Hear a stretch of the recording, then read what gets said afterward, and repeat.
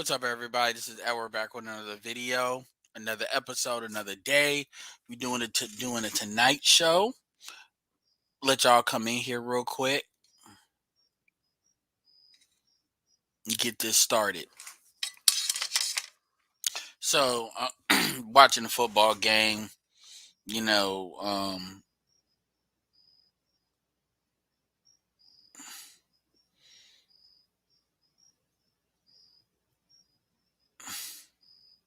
you'll see main event.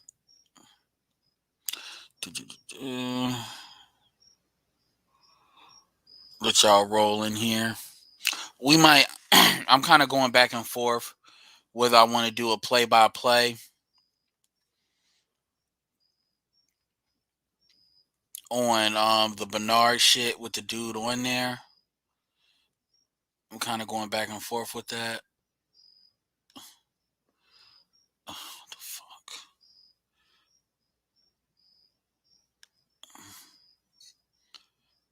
Sports. Come on. Every Sunday. Know what the fuck is on right now? Whatever. I'll just deal with this as it is. Alright. I got the PayPal in the description for y'all. I'll start adding that. I also got the link to Bernard's video.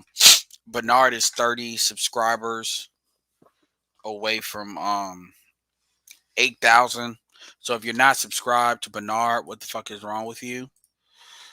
Bernard is kind of like the Larry King of the space.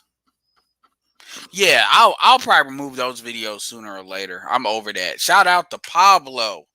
Pablo is the closer. Pablo, I'm actually going to talk about the interaction you had with Jay Speed as well. I actually might play that. Here's the thing. I'm really not trying to start shit, but the truth will be told.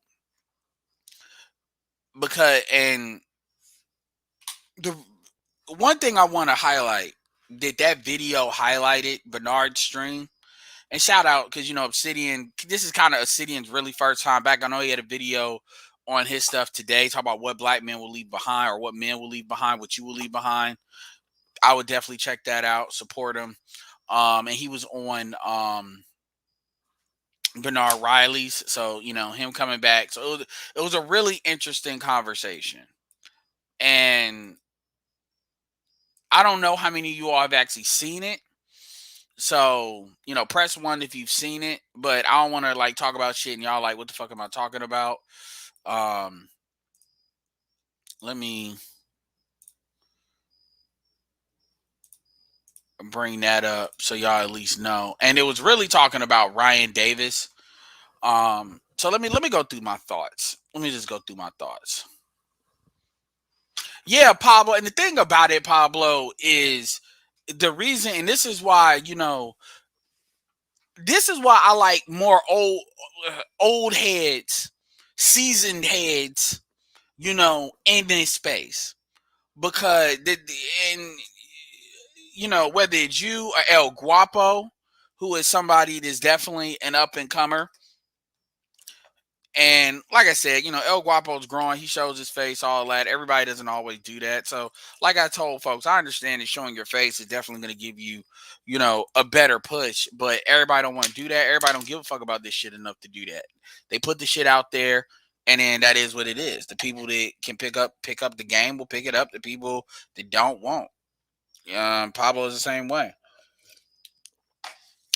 So definitely check out El Guapo as well, but he don't need no help. He's coming up the ranks on his own.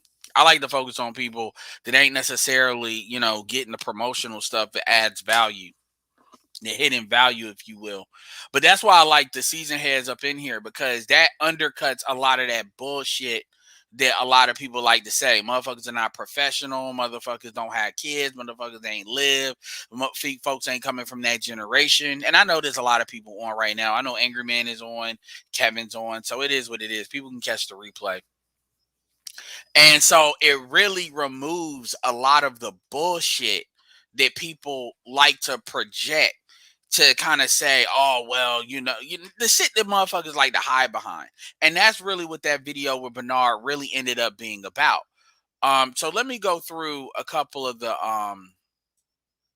some stuff. Let's start with Ryan Davis, and then we'll see where this goes. Let's start with Ryan Davis. First of all,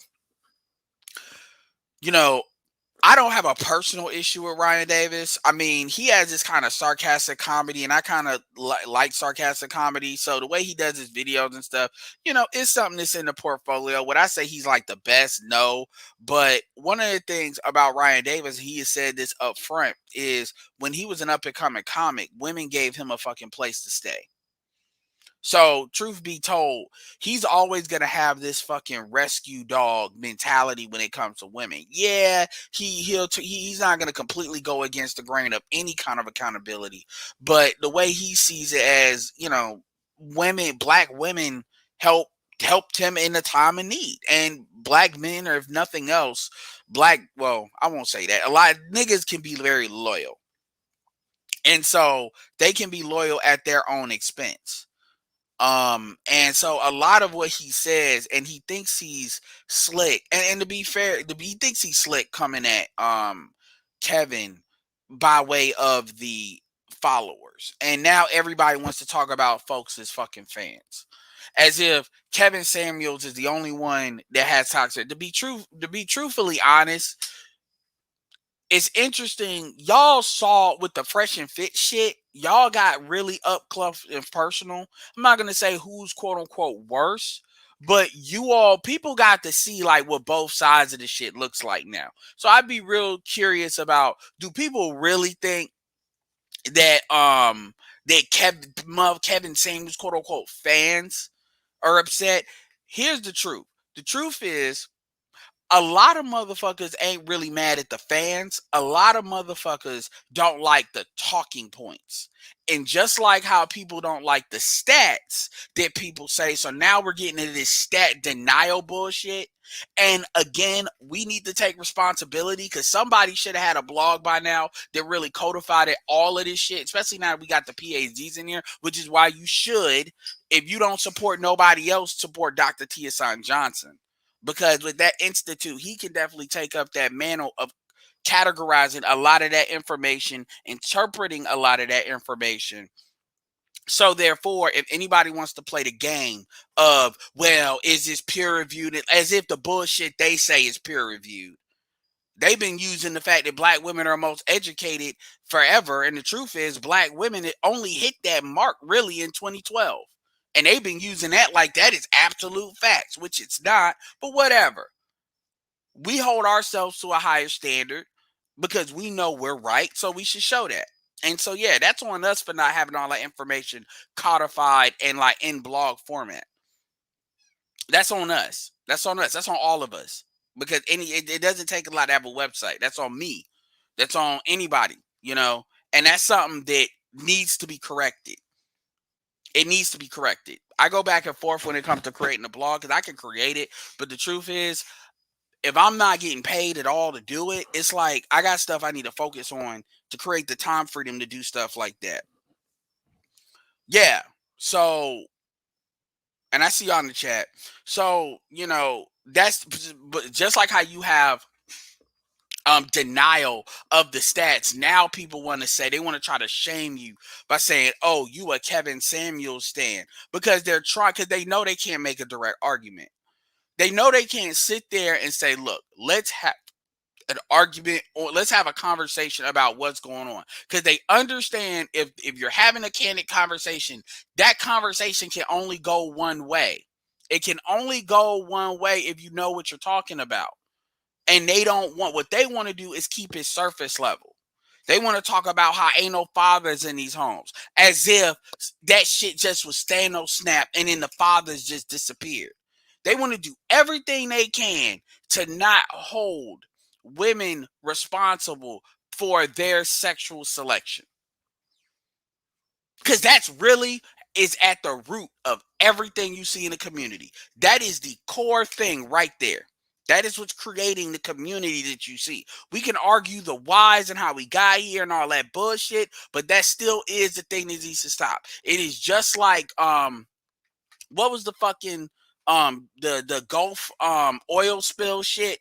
They just spill oil all in the Gulf, which the Gulf is really still fucked up. Y'all know what I'm saying. The Exxon shit. Y'all remember the shit on CNN? You know, you just saw that shit gorging you would think it was a machine pumping that shit out. Just millions upon like the Rock used to say, and the millions. Thousands. BP oil spill. I mean, just completely fucking up. Like, come on, you just completely fucking up the globe on some bullshit. You don't even gotta be like a tree hugger to be like, God damn, I gotta drink this water. I know it's ocean, it's salt water, but still, man, cause that shit will creep up in the rivers and shit. I mean, it took them like months to fix that shit. And the shit really, they don't talk about it, but the shit is still the Gulf will never be the same. Ever. 2010. That shit will never be the same.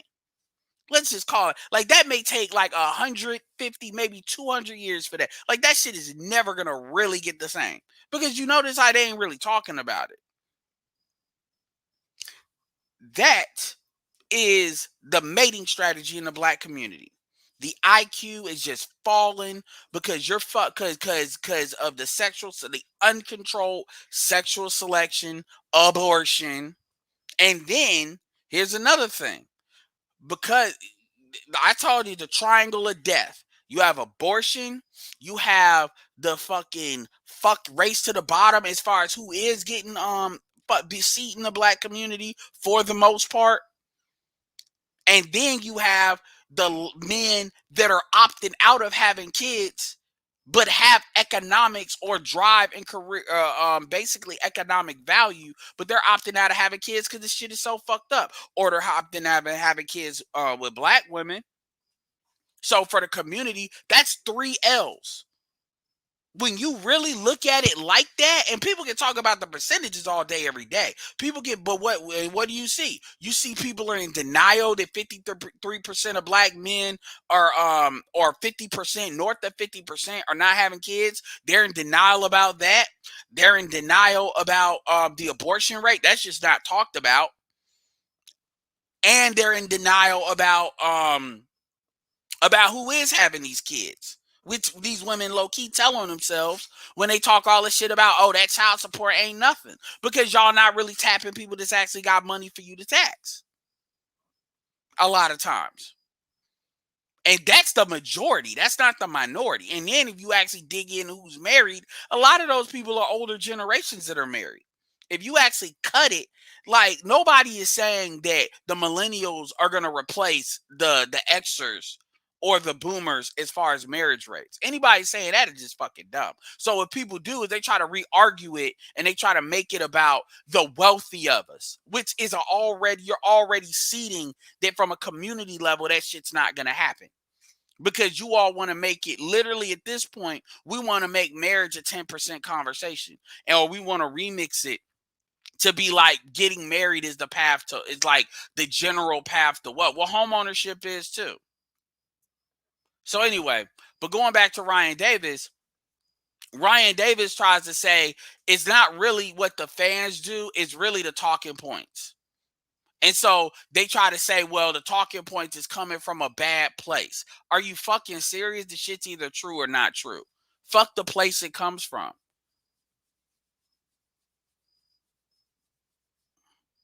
If Richard Spencer says that you blacks are poor because you blacks don't spend off your dollars literally run away. Your dollars are like fucking Sonic the Hedgehog, the speed at which it runs out of your community. And that's a big reason why you're poor. Sure, some of it is disingenuous coming from him. That doesn't make it not true. That doesn't make the point not true. That doesn't make the point in and of itself not true. Just like black men get upset when I say that black men are, when we say black men will fuck anything. Black men are the garbage men that can be. It's the point. It's still true. And when you bring emotion to the point, you're trying to, it's not you changing the point, because the point is either true or not true. It's you that can't deal with it. And so you trying to contort yourself like the fucking Matrix trailer, looking in the mirror, turning a whole bunch of different shit, trying to be some shit. That's you. That's you. So Ryan is Ryan, and also you got to understand, ain't nobody going to Ryan shit. Ain't nobody going to Ryan specials. If bitches, if females don't want to go, ain't nobody going. Dudes are only go. Dude, I'm not saying he's not funny, but dudes are going to see him. Appreciate that. Appreciate Beautiful Lies for the $20 super chat. And like I said, I'm for old heads coming into space. I'm for season because El Guapo, which is the name he comes in here, he had a for all y'all that like alternative ways of engaging with females, he has a video talking about, you know, his Colombian fiance and really good conversations. I think I did share that in the community tab. So y'all should definitely check him out because he's definitely doing some really good stuff and saying a lot of stuff that's been said. But here's the thing. It's not, well, he's saying in his own unique way. But what you all have to understand is it's not so much about, because everybody has their own serial number as to how they say this stuff. However, because they all have their, people have their own unique experiences. However, the thing is, there's certain types of credibility that people can bring based on their life experience and stuff. This is why the lead attorney is so strong. And I did see that he was doing a video with Anton as well. So check out what they had to say on Anton After Hours. So I'll give Anton credit because a lot of people act like will say Anton don't help, don't look at up and coming creators, and you know that's good to see him do that. But like I, but like I said, the thing about it is this is the business of it. He knows that if dudes, for the most part, dudes are not gonna go out of their way to see a comedy show for him. Dudes go want to take a chick there in order for that chick to have a good time, for most likely wanting to fuck. Either it's a chick they already dealing with as far as they're in a relationship, or a chick they going out on a date, you know, in the local comedy club. He's come through North Carolina, Raleigh a couple of times. So the women are the key. So of course he's never going to say what needs to be said because he's invested. And his comedy is not Corey Holcomb comedy. Now apparently Ryan Davis got, like, Corey kind of really went at Ryan Davis on his show, on Corey's show. And really, because and I'm not gonna lie, that might be on some hating shit on Corey's front, because Ryan really didn't have to go to their show, because Ryan has his own social media follow. He has like 300,000. So he has like a deep Patreon, because he actually has other videos about Kevin Samuels on his Patreon, and he ain't really saying shit he didn't say in the he ain't saying nothing extra he didn't say in the video everybody saw. But the thing about it is, Ryan Davis, we know how Hollywood is plugged in. We know what the fuck they gonna say. You got Russell Wilson. I mean, you got Dwayne Wade, Hollywood. Look at what he does. Fuck him. Look at what he did to his son. You got Russell Wilson, who's married, but wearing a fucking, that ain't, nigga. You ain't Irish, nigga. That ain't no kilt. You ain't Irish. Stop it. Stop it. I got Irish technically in my family. And I wouldn't wear it. Stop that shit. No. No, nigga. Kid Cudi sang, you know, these niggas. Fashionista niggas. And don't even get me started on that. Don't even get me started on that. But so we already know what Hollywood is. So are we surprised? So of course, and Ryan Davis is in Hollywood, but he's kind of like in that buffer sector. Like, so, and to be fair, there's a lot of comedians that do like Kevin Samuels. Most of them skits have been very positive on Kevin Samuels. To be fair, most of the skit crews have been pretty good when it comes to Kevin. Now we could argue that's for social media purposes. We could argue for a lot of reasons, but it is what it is. Yeah, shout out to BGS Igmore. I would love to see a BGS Igmore Beautiful Lies stream. I'm telling you, BGS, you need to bring back BGS for women. I'm gonna keep saying it because we got some new people that could kind of roll through. I think it's time for Ron Wills to make a kind of return too. I know he's tired of the nigga shit, but yeah. Niggas are not poor. Like black men are not poor because they're tricking. That's what Pookie's. That's what y'all love. Like whatever. I'm done with that argument. Y'all do what you want. So anyway, that's Ryan Davis. Okay. So the other dude is this fucking AC Star motherfucker. So he comes up on the panel, and this is when I'm gonna do a play-by-play. We're gonna have some fun with this. I'm gonna do the play-by-play. Press 1 if y'all can hear it.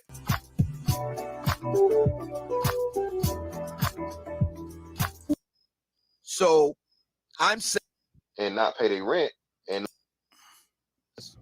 so correctly back in order. We were talking about the paying for a person. So one thing I want to say about Fantastic, and I fuck with Fantastic, but one thing is Fantastic kind of fucked this up a little bit. Fantastic needs to, on situations like this, need to kind of be the cavalry, and obviously he has a right to talk like anybody else, and I'm not taking that away from him. But the problem is the problem with this panel right here is they made the conservative argument. And my thing is, this is a guy that wants to claim pro-black. And I'm like, I can meet him there. And I'm glad BGS is in here because I told him, I said, dude, and he's mentioned BGS. I said, look, you got respect for BGS. We can bring BGS because Dr. Tia Johnson knows my stuff and says my stuff is at least worth a damn. And BGS obviously knows me too. I mean, we could do a panel where at least I can probably get BGS. I don't know about Dr. Tia Johnson. He's a busy dude, but I know I can get BGS. And then you want to play this shit. Like you super pro-black. We'll have the pro-black argument. Like the manosphere is the black manosphere is not devoid of being pro-blacks. It's just we not gonna be on the pro-gynocracy shit under the guise of being pro-black. All right, so let's see. We're gonna go through what that motherfucker said. Let's see. Make sure I hit up the Cash App.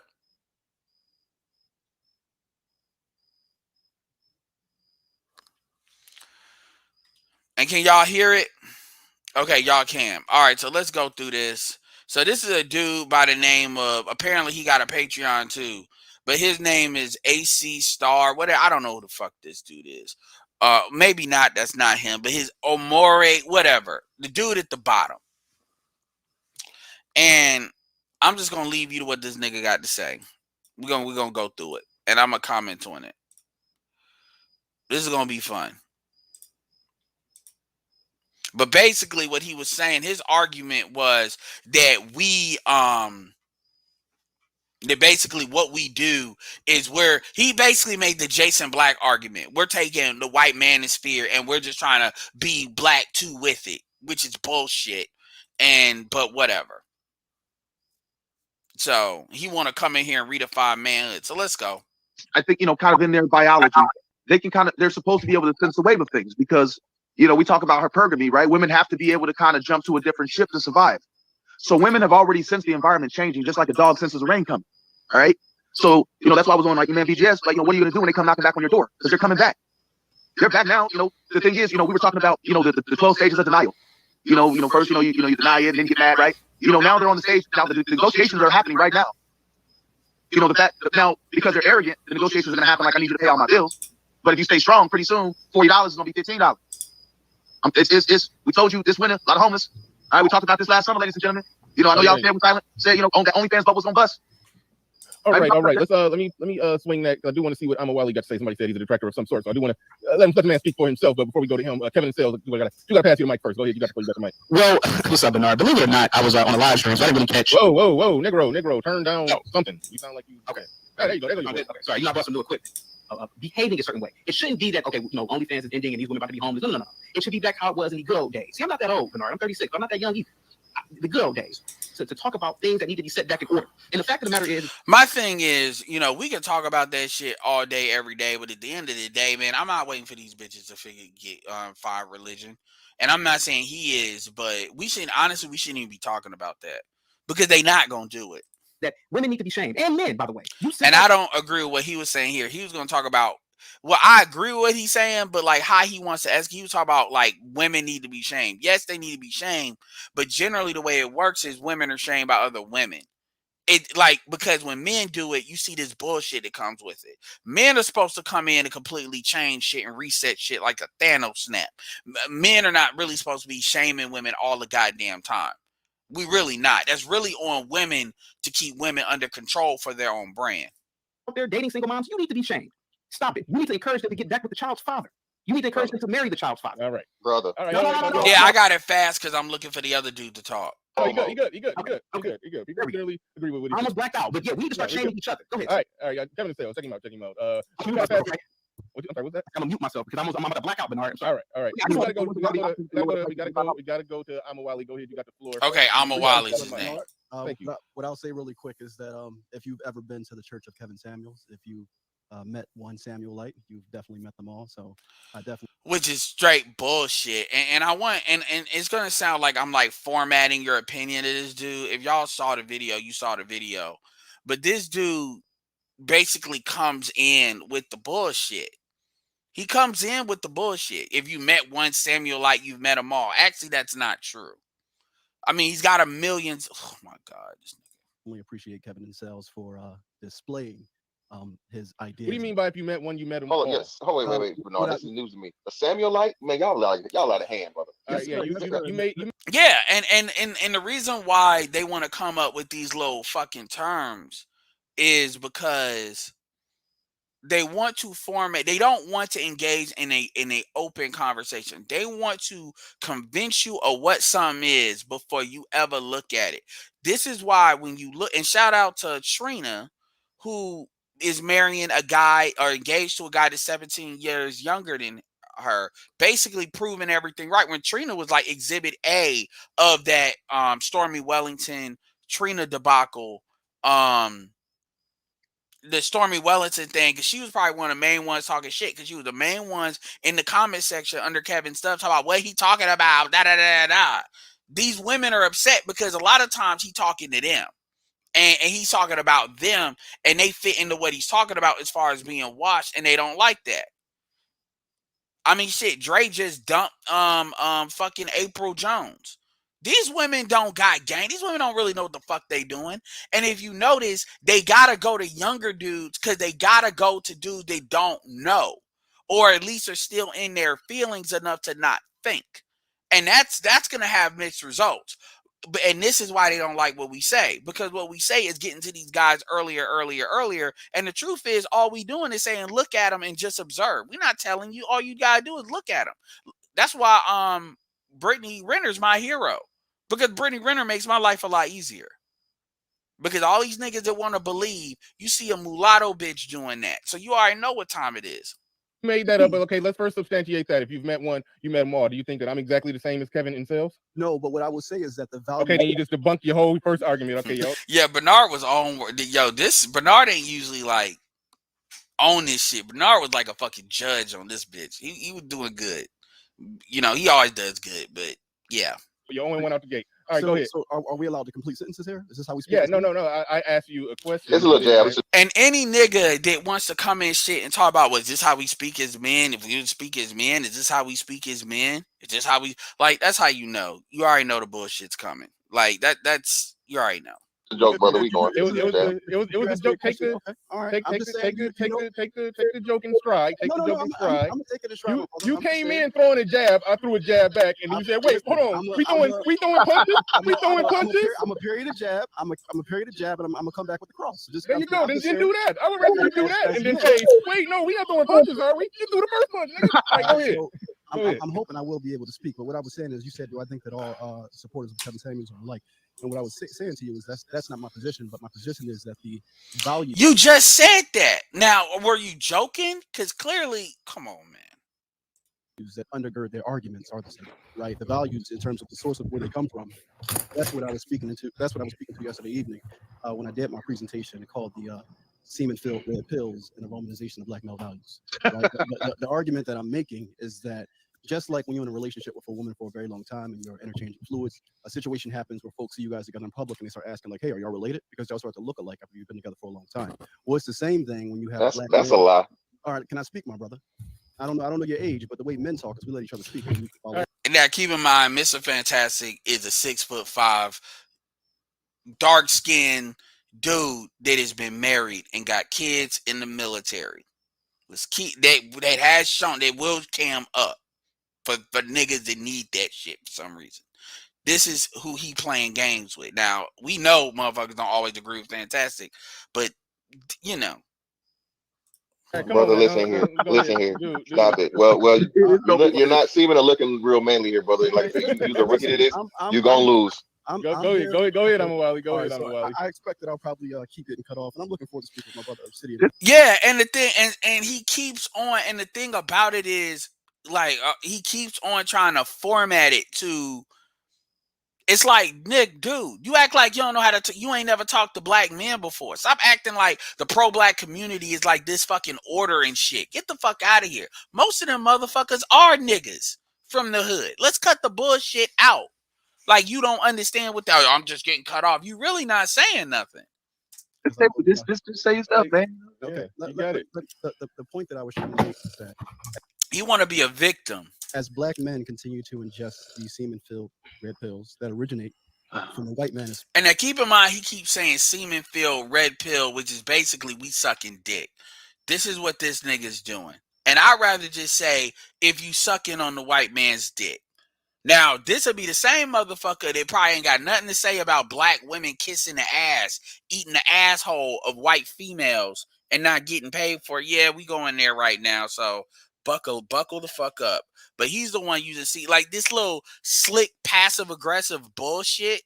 Is that manly to you?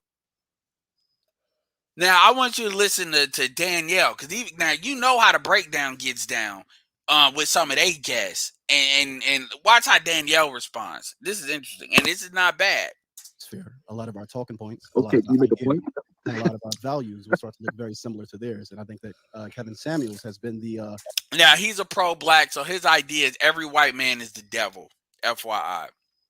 I'm not saying white people should be trusted, but I mean, apparently, we gotta, like I said, BJS, you need to do a shatter point with him. He needs to be in the chair. I don't say the chosen vessel, but it's definitely the vessel of this Asian period that is the representation of those ideas. How many words you look up last night? Okay, all right. So let's I like to ask. Yeah, I hate mother. Like, I can use big words too. Like, I hate people to try to act like they smart. You know, I can't stand this. Homo Wally, some peace, brother Obsidian. I know you wanted to sit with me for a while when you saw me on George Maker's channel. So I want to ask him some questions in relation to what he just presented. Of course, he's from George Maker's channel, and he's another Philly nigga. We already know what time that is. Shout out to Umar Johnson. So your argument is that what we're seeing in the black manosphere right now, and Kevin Samuels in particular, is a carryover from the white manosphere. Are you familiar with my background, sir? Yes, sir. Yes, sir. I know that you come out of the white manosphere. Okay. Do you know why? Do you know why I did? CJ, you don't walk. CJ, sometimes you walk dangerously close to being this nigga. This is the nigga you don't want to be. I can imagine it. You can correct me if I'm wrong, but my estimation would be due to the ultra fascism that comes with the white red pill space and the racism that many of the black men who were initially. I mean, you would think this nigga's fucking playing if he wasn't dead ass serious. They saw the need to separate and build something that is strictly for their own. So in my analysis last night, I actually spoke on the difference between the white red pill community and the black red pill community. And my overall critique of the two was that in the white red pill because they're not pro-black, cool flip. They're pro-bitch. There's a difference. Community is much more broader in terms of they're looking at. It has a very ultra nationalist sentiment undergirding it. So Michael Eric Dyson does this shit too. He just does it better. Looking at conspiracies, who runs the world, and they're definitely looking at the gender dynamic. But when it comes to the black pill, those first two are kind of like stripped, and it's just focused on. Get them likes up. Likes are free, guys. Wait, black pill. Hold on, real quick. You gotta make sure you use the right terms. Not the black pill. When it comes to the black red pill community, okay, those other elements are stripped, and it's more so focused on things like the democracy and black matriarchy and black women. So you already know he pissing me off right there. You already know I'm triggered at this moment. Like a lot of Moynihan-esque assumptions. So that's so correct me if I'm wrong. If that's so you just proved that. Okay, well, the Moynihan report isn't actually fucking report. Number one. Number two, I asked him a simple question and he refused to answer it. And that's one thing you're gonna notice. He never answers direct questions. He wants to basically tell you the origin he wants to fucking tell you like the origin of time. He wants to open up the nigga Bible. Like, watch. Different, and thus refuting your original argument that is predicated off that and echoes the same sentiments of the white manosphere. You just debunked your own argument.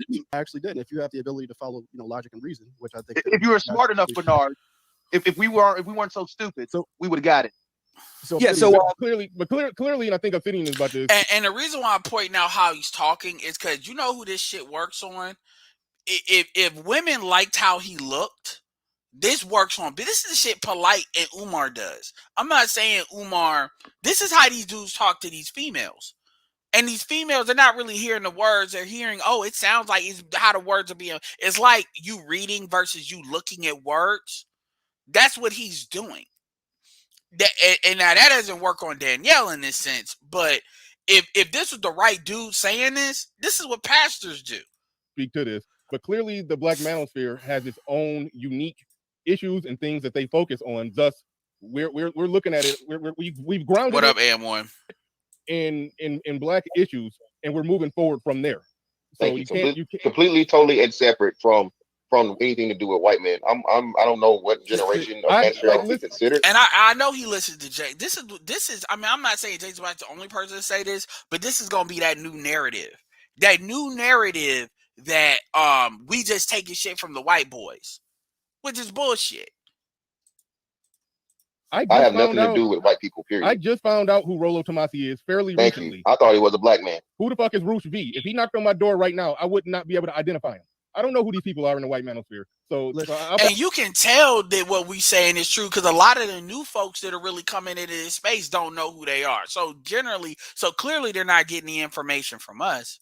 I do Obsidian. Go ahead. I know Obsidian because Obsidian used to ride with them, but then Obsidian got out of their car, got in his own car, and thus you're looking at the black manosphere as it is right now. But go ahead, Obsidian. My light work, man. Yeah, I know all of these people. Paul Elam, Rollo Tomasi, Bruce B, etc. at all. None of them are racists. I know them personally. Okay. The big ones may not be. The reason why I left the white manosphere, in particular, A Voice for Men, didn't have anything to do with the things that you said, Omawali. Nothing could be further from the truth. It was very simple. I did an interview. You can look this up online. It's the largest interview on record on Roosh V. 2-part interview that was published on A Voice for Men. No small feat. And Umar didn't get married. That's fake. At the end, I asked him about the state of black men. And his statement was what got me to the point that I am right now. He said, paraphrasing, you can go and look it up, the interview for yourself in full. And at the time, the whole Me Too situation regarding Bill Cosby was raised. It was years back. And we were talking about all that. And I asked him about the state of black men, and he was very candid. He said, I don't know. That's something black men have to sort out for themselves. And I said to myself, you know what? He's right. We can't. What is this notion that, and it's not just, black men, it's black people. We want white folks to sort out stuff for us. And, I thought about it. I said, you know what? The time has come for me to do my own thing. I wasn't pushed out, wasn't forced out. I never encountered any racism. It was just. Yes, it's not a real marriage. I mean, you can't legally marry multiple people. It was really a fashion show. Yeah, exactly. Mama may have, Papa may have, but God bless the child that's got his own. It's that simple.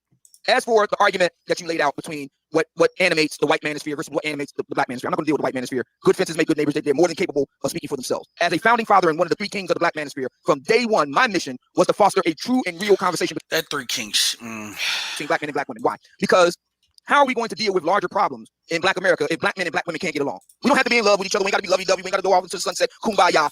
Can we at least be civil? That's my main question. So we can solve larger community problems, the stuff of life. Can we at least be civil? That's all I'm saying. And I am very happy to report 6 years on. Now we bring back Kevin and others. The Peace Let's Talk, for example, I consider that a manifestation of this. I'm very happy to report that up. Even though they say very clearly they're not part of our space. A true conversation has started. Because one thing I'm trying to impress upon the sisters, and this is something that brings us back to Ryan Davis, is there's a reason why so many black men resonate so when they say 3 kings, they talk about Angry Man, O'Shea, and him. Whatever. Strongly to Kevin Samuels. And that reason is very simple. For 40 years, I'm dating this back to when Oprah Winfrey moved to Chicago and began her meteoric rise. I'm dating it from that point. For 40 years, black women have enjoyed a virtual monopoly on the public square with numerous megaphones, media, academia, entertainment, and then built their own independent media, which I refer to as the Black Vagina Vision media. And they've had a full-on run to air their grievances, whether real or imagined, with black men. Nobody knocked them for it. Nobody assailed them for it. Black women and their spokesmen were able to handpick black men who are basically yes men to do their work. And what's happened now is that with the advent of the smartphone, the brother man's tricorder, and social media, black men are able to create their own independent megaphones. And now black women have to share the public square. They had 20 years. We got next now. We got the mic. And we're airing our grievances with black women. That's the reason why Kevin is so resonant with so many black men. Brother Obsidian, can I yes. Okay, so what I'll say is this. Everything that you just brought up in terms of the history, in terms of how we got to this moment, then the microphones or the megaphones that we currently have, I've documented. I have an essay that I've written that probably took me more than 2 years to. Oh my fucking God, nigga. Right? And shout out to you for writing your book or whatever. But I wrote a book, an essay called Black Women Going Their Own Way, a 21st Century Tale of Two Birds. Released it. Lots of support for that particular essay. I put out a lecture, I think you may have seen it on the George Macon channel, called The Hidden Truth Behind the Black Gender War in America, right? Documenting the history that even goes beyond this past 40 years. So when you talk about your catalyst into this space regarding the discussion between black men and black women and how we relate to each other, this is a conversation that has been happening long past these 40 years that you speak of. I mean, even if you go back to the beginning of the 20th century, you have Marcus Garvey speaking to black men and manhood and how we relate to women. You bring it forth to Carlos Cooks. You bring it forth to Malcolm X. You bring it forth to Amos Wilson. I mean, even sisters. You have your Dr. Frances Cress Welsing, right? Your Dr. Marimba Anis. So this is a very long and continued conversation. And the argument that I'm making is it is a great thing that brothers once again have a voice. I love the fact that we have lots of black male content creators. Here it comes. Rising to the top. But the argument and the issue that I have is that the loudest voices in the space currently, those who have the biggest megaphones, as Brother Bernard Rowley mentioned, it's great to have Kevin Samuels with 1 million followers to spew these manosphere points and let them bleed into the mainstream. First of all, Kevin's talking points are they're manosphere related. A lot of them are their own. Kevin preaches marriage. Most of them, although there's a sizable group of dudes that believe in marriage, the SYSBM guys are not anti-marriage, by the way. Most people in the manosphere are not speaking marriage. So, necessarily like that. So this idea, see, he keeps on saying spew. He keeps on, this message he's giving, it's tailored to bitches. It's not tailored to men. It's tailored to females. And he knows it. It's tailored to females. It's because at the end of the day, he doesn't have to explain shit. He's saying so much nothing. He keeps on wanting to do Kevin. Kevin's not okay, what about Dr. T. Johnson? Take Kevin off the table for a second. He mentioned BGS in a positive light. BGS will readily tell you that he ain't Kevin as far as the shit he gonna tell you. He could tell your ass, and the shit he actively does. So it's come on. The argument I'm making is that those particular content creators, the wellspring that they speak from is not our own. And so the argument he keeps on wanting to say, but he doesn't validate it, is all these phantom YouTubers, Kevin and all of that, even though when you look at Kevin's experiences, they are rooted. See, this is that race art. If you're not on my program on what the fuck I say is basically white supremacy and black and not black, then you're basically against our people. That's some cult shit. Because when you look at the motherfuckers that play that game, Umar, look at what he been doing, Polite, most of them Pharaoh, you see how that shit works. Anyway. Well, give me three. Hold on. Give me three. Now watch this. Watch this. Specific examples, because I'm one of the founders of the Black Manosphere. And I don't, Bernard, and there have been others who have observed this about me. I don't make a big production out of it. That's another thing too. We know, anybody in this space knows that we argue shit at the molecular level. We will beef over molecular differences. We really will. So when anybody comes in here and they says we're like this monolith, you already know. There's only a handful of things we completely agree on. Other than that, this is how you know these motherfuckers are being disingenuous. Being pro-black. Mm-hmm. I don't wear it on my sleeve or anything like that. But truth be told, my position is, I grew up in a black world. I'm used to watching black. We're from the same city. I'm familiar with your backstory. Okay. Okay. No, let me finish. Like I said, once I knew he's from Philly, that's it. And I'm sorry, I'm not trying to talk shit, but Philly produces a special type of Negro when it comes to this shit. It really does. Them niggas are very gynocratic. And they have this kind of hyper masculine edge to them that reeks of gynocracy. And people can get mad about that, but I've seen that. You even see that in their fucking music, in the rap music, and the rappers that come out of that area. I'm used to it's this kind of chip seeing on their shoulder. black city council members and city council presidents, black mayors, black police chiefs, black fire chiefs, black school superintendents, black principals. I grew up in several generations of black businessmen and women. So for me, white folks are a bit player in my life. So my position is what I do, I focus on black folks. I just don't make a big production out of it. I just rather let my actions speak more than my rhetoric. So I need you to tell me, as one of the founding fathers of the black manosphere. And shout out to Philly niggas, but you know, like I said, I'm not labeling everyone, but there's a certain culture in that city, and there's a reason why a lot of these chicks out of that city are so like some of the most extra black women out there. Give me 3 specific things that derive directly from the white manosphere, and I know quite a bit about it because I was there for years. And tell me 3 major black manosphere content creators who promulgate, you know, white manosphere talking points in blackface. So let me just first address your the points that you raised about our city. I agree everything that you said about the like. Notice he never addresses a question. Notice he always has to redirect it. Like he's worse than the females with this shit. Like for real. Being under black representation, I put out a documentary last year right before the election called "The Un-American Dilemma." This nigga promoting, nigga. Look at Bernard. I'm cheating. I get the chance to watch Bernard's face. Let me look at Bernard's face when he's talking this shit. Talking about the black community and the issues that we face. See, right? Bernard be doing other shit. Mind the post, Bernard. Mind the post. So my work is very well documented. Brother, we gotta start charging for all these promos, brother. Oh, okay. Bernard did that. Okay, my bad. He did that juke shit. Bernard, to say that? No, that's fantastic. You get a lot of free That promo was a here, great brother. graphic, Bernard. It's fantastic. Your assistant is he the No, I'm fantastic. Yeah, Y'all need to be fantastic, brother. You really keep on these sides. All right. The bottoms that are on the panel, if y'all can just hold your. I'll give them 20 minutes to answer. Go. Bottoms, look here, fam. Listen, bro, you wouldn't last one on. Yeah, I mean, and you like this dude don't even sound like he really even know how to talk to dudes, like for real. Man, Pablo, like, dude, nigga, I asked the bitch what time it was and got cussed out. Like they know how to dress. Philly black women got some style, but that software needs a complete redo. Shout out to Naima, but that software needs a complete redo. Their software needs to be redone. Philly is like the fucking Canada of the black manosphere.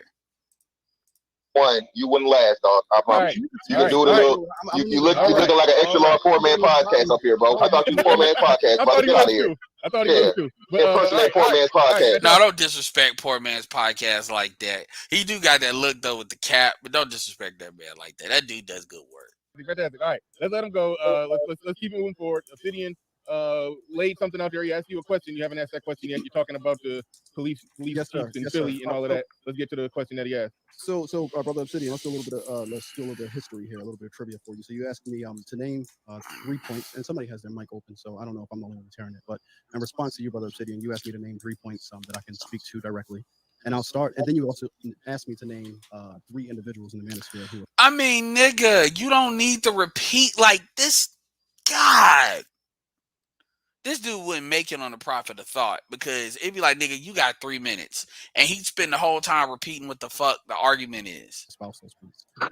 I'll start by saying sex, sandwiches, and silence. Right? We all familiar with those 3 S's? Yep. Yes. Okay, so if I were to break down the values behind that and ask you, brother Obsidian, do you know what the original manosphere is? Okay, first of all, the sex sandwiches and silence bullshit. Number one, that's some shit Game Changer says. You have a couple of people that say that jokingly, but the truth is most black men don't believe that in this space, and that rhetoric isn't even brought out there like that. The main thing you hear as far as how black men want to act, black women want to act, is cooperation. That's what you hear. You don't even hear submission. You hear cooperation. You do not hear most black men and most black men channels in our fucking space talk about sex, sandwiches, and silence. That is not what you hear. Game Changer and a couple other people say that. You hear Obsidian jokingly say, "Bend over my couch."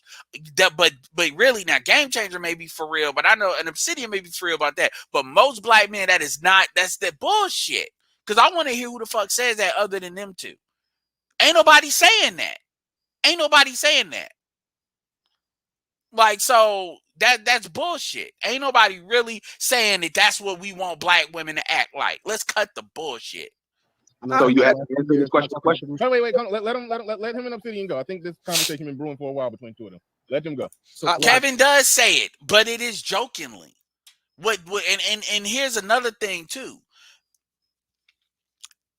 Yeah, I mean, come on, man.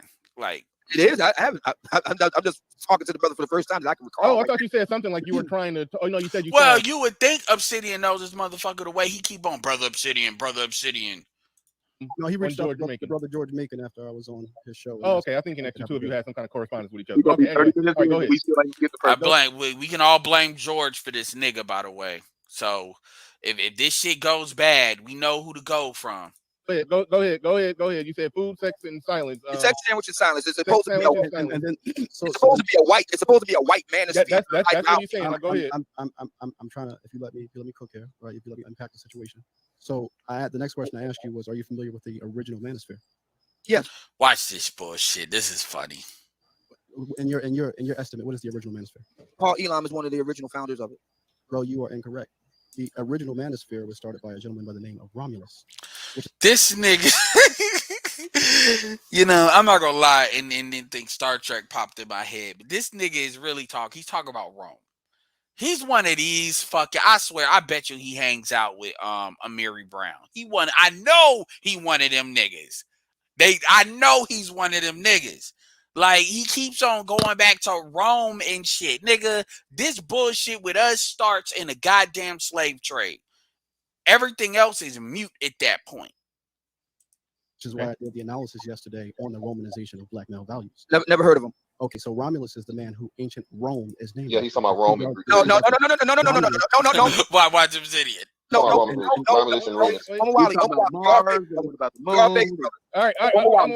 You know, Obsidian usually don't shut shit down like that. That's funny. Brother, I've been cut off. You're off base, brother. How the white manosphere. Listen, the white manosphere was founded by, among others, he's not the only one, Paul Elam. Warren Farrell is considered the grandfather of the white manosphere. Angry Harry, who's now deceased. World News Net Daily, they're part of it because Paul Elam got his start over there before he started A Voice for Men. You're talking about ancient Rome, and if we're going to talk about ancient Rome, and actually it goes back further to Greece. I've allowed you to cut me off, but yeah. Hold on, wait a minute. Hold on, stop. Everybody stop. Why are you bringing up Romulus? What did he have to do? Yeah, Romulus and Remus. Original. Hey, whoa, dude. He asked me a question. I know. I'm asking. Y'all about to pull out the fundamentalist Bernard. Y'all better shut the fuck up. Don't answer that question. Answer this question. What does that have to do with the original question that Obsidian asked about what ideas from the white manosphere that you allegedly can prove exclusively came from the white manosphere, and they're on them saying it is the only reason that we're saying it. That's what you're starting with. Now you started with food, sex, and silence. Chris Rock said that in the 90s, but okay. Feed me, fuck me, shut the fuck up. That was Chris Rock's joke in the 90s. But anyway, you're saying that somehow originated in the white manosphere, and that's why we're saying it. I want you to substantiate that claim instead of giving a history lesson and doing. Shout out to El Guapo for 4,000 subscribers. Make sure you sub to his channel. Support the I don't want to call him an old nigga, but support the older brothers. Make sure you subscribe to his channel. I know I'm gonna help his ass get past me. Promo. You better pay it forward. Go ahead. So the thesis that I laid down when I initially came onto the platform was that the values, right, that undergird all of the manosphere talking points that I'm hearing in relation to women stem from a different group. So if we're having a value discussion and you ask how this what fucking kills me about this bullshit is everybody on this goddamn panel is we were born in the United States of America.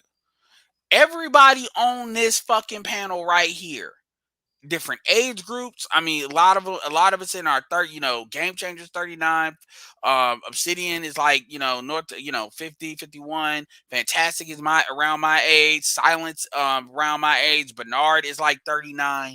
Like, the shit that he is saying is so fucking disrespectful. You gotta actually a lot of these dudes, a very variety in views, variety in regions. Some similarities, some differences. Like the fact, nigga, you don't know shit to be saying that shit. Rome or ancient Rome have to do with the modern manosphere. Well, the modern manosphere, its catalyst in animation was due to because it's important, Shane. That's why, because I can. Fact that I mean, if you read folks like like Nietzsche and shit like that, this white male desire to see a renaissance and white values and white systems and white traditions and white. You know what kills me about this shit too? These niggas will talk all this bullshit, but you don't talk about how black women are completely fucking in sync with white females when it comes to feminism. You like nigga, where the fuck are you telling these bitches about why they sons can't fucking read? Like, are we serious here? Institutions. And if you study all these groups that are pushing for a renaissance, the renaissance period that they refer to is Greco-Roman, but they focus on the Rome. And the reason why I brought up, are you familiar with the original manosphere? Oh my fucking God. That's not the argument we're making though. We're talking about the black community. Like, oh my God, man. Where the fuck is Zero? Because ancient Rome was literally the original manosphere. When the city was founded, it was a city founded of all men. And the values that came. Oh my God, this. Oh my God. And see, the thing is, MGTOW isn't even in the black manosphere like that. Niggas voted that shit off the island. So, nigga. Like, nigga. See? See? Great minds, nigga. Oh my God. See? Yo, look, I swear I don't be listening, looking at this shit. Even this is actually some of this shit is the first time me hearing it, even though I hopped on because I be looking at this shit. I be just in the chat because it'll be muted because I be in meetings. All right, Bernard, can I say something? Can I say something? All right. So, brother. Before the next brother. I'm a Wally. No, I'm Wally. Congratulations, yeah, I let you say that a couple of times because I wasn't sure if you was being an asshole, but congratulations, you got added to my long block list.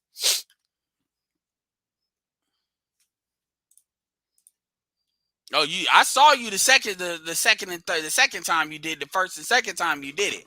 I just let you do it, let you think you was safe. Stupid ass motherfucker.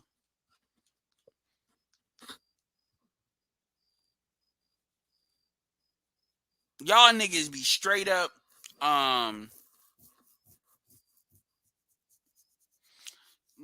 I love how these dudes they love to troll. Like, nigga. I'm Wally. I'm the host. I'm pushing pause on that. I do the same thing with niggas when we talking about modern issues and niggas try to take us all the way back to the plantation or Egypt. Yeah, slavery. I stopped the show and I passed the mic. So go ahead, Game Changer. Okay. So let's for a second give like everything he says is true. That it's that a lot of the talking points or what have you is taken from the white manosphere. So what? You see, I think that if we begin with the premise that, and this is when I hop my ass on here because I'm like, fuck this shit. The too much bullshit has been spoken. It's time to correct. Too many violations. That white is bad, nigga. I'm the fucking Jack Bauer of the black manosphere. No, I'm just playing. And that it is a bad thing to overlap some of our ideas.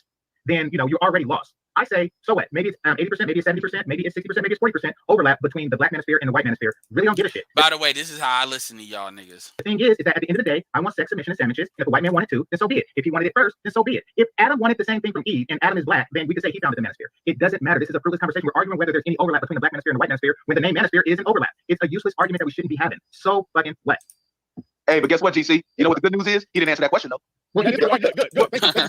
We playing verbal dodgeball. Hold on. We're going right back there. Okay, so your first attempt at answering that question with the food, sex, and silence, I don't believe you substantiated that claim that came from the white manosphere, and that's why we're using it. It doesn't matter. And Game Changer makes a real good point that it doesn't matter. So I'm a good point to who?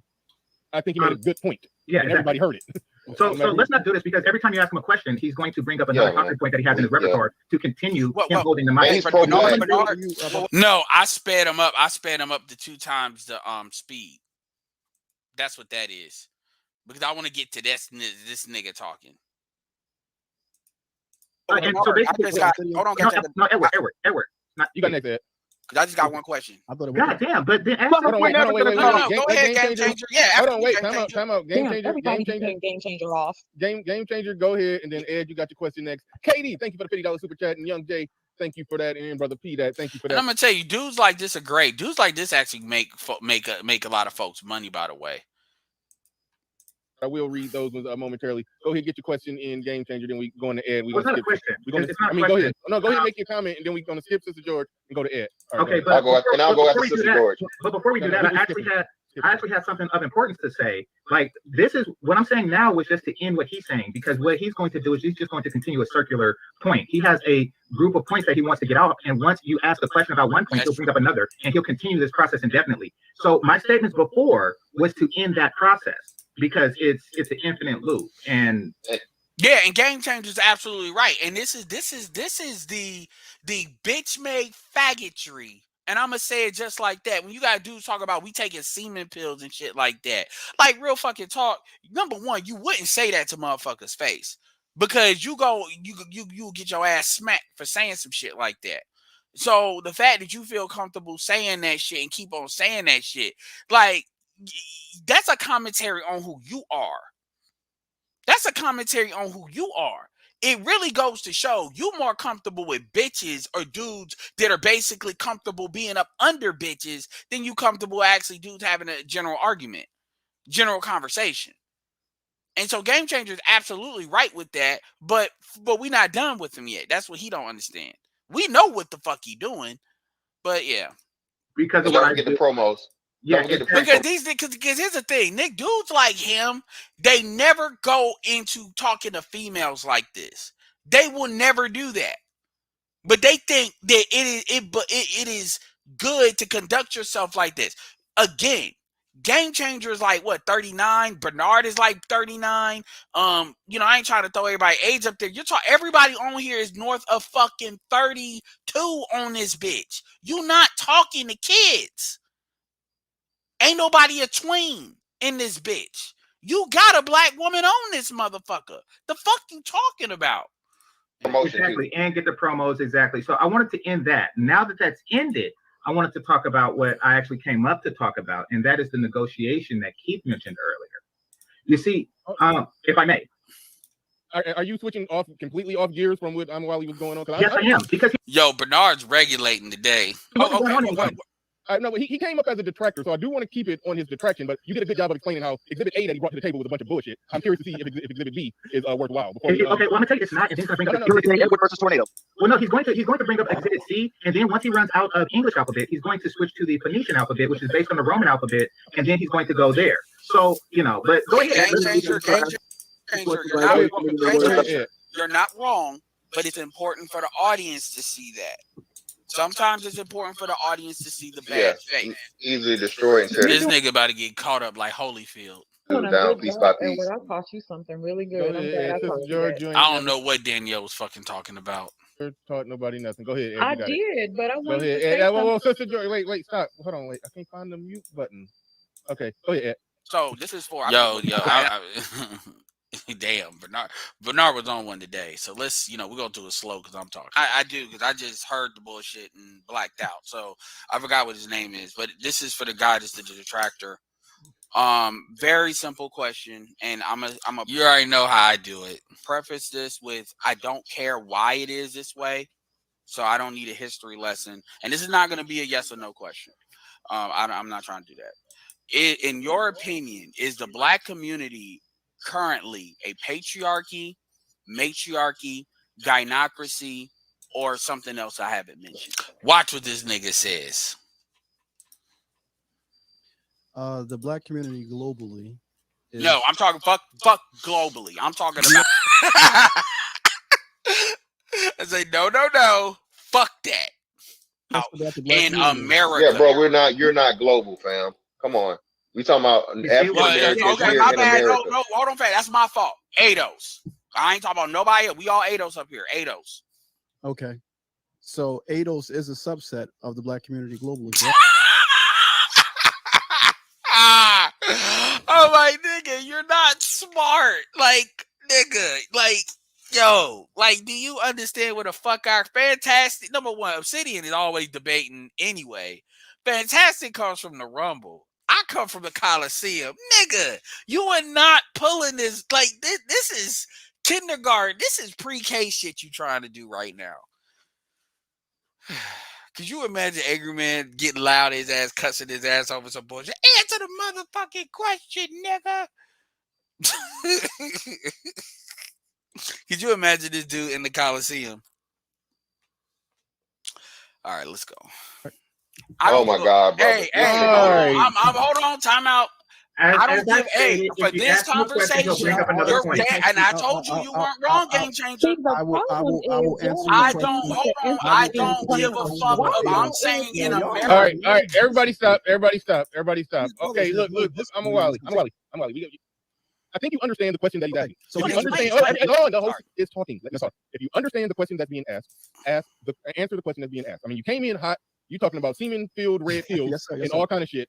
So we're giving you the corrector privilege. Oh, I'm gonna get you, Pablo. I'm gonna bring up what JSP was talking about too. Well, not get you, but get to what you were saying. You're being a detractor. We're gonna bring you up and we're gonna let you come at us and we're gonna come at you. But if you're being asked questions, God damn it, you gotta answer them. Don't take us back to Kemet. We know. Just remember, I said I don't give a fuck about the history. Right. Okay. Yeah, so he you can explain. He asked me a question. We have to really stop entertaining these clowns. This man doesn't care about the male. God damn it, you the clown. Now, and I wish Bernard wouldn't have cut her off because remember, Danielle and them and talked to Paco. So the fact that Danielle and them is losing patience with this motherfucker, that should tell you everything you need to know. Entertain. Cut it out, Sister George. So you got a whole channel based on our entertainment. No. What's the brother's name who asked the question? Edward. That's so brother Edward, you asked if the black community, now you're talking about ADOS specifically, is a patriarchy, a matriarchy, or a gynocracy, or some or other that I haven't mentioned. I'll give you that room. And I would lean towards the other. Yeah, the other is a trap because the other lets me know that you're looking for an out. You're looking to not answer the question. That's the secret of the other. So I know when you pick other, what you're trying to do is you really trying to dodge the question, which actually is an answer in and of itself. By the way, that you haven't mentioned, and the reason why. So what is that? I'm going to give you the answer. Like you won't even let me get my sentence. No, say what it is and then explain it. The other is the black community in America exists under the system of white supremacy. As if nobody on this fucking panel understands that. This is about to be brand new information he's about to give. Buckle up. Which is different than a patriarch. I told you. Now, see, this is where these niggas lose their mind. This is where the conservative comes the fuck out. And I was like, and they completely fucked up what I was trying to do. Because unlike these guys, with the exception of maybe Obsidian, I'll play the pro-black game with you. I'll play that with you. I will play that with you. Because even on the pro-black game, the shit you do only goes one way. It doesn't lead to black people being competitive. It leads to basically black women being in a buffer class and black men being servants. Dog. No, I understand. Which is different than a patriarchy, a matriarchy, and the other name, which is a gynocracy. A patriarchy is a system of gender hierarchy based upon the oppression of women. I don't know what a Hold on. Time out. That's important. That is some important shit he said right there. That is some beautiful shit. Hold on 1 second. Well, look at Bernard's face when he says that shit. Let me make sure this shit is going slow.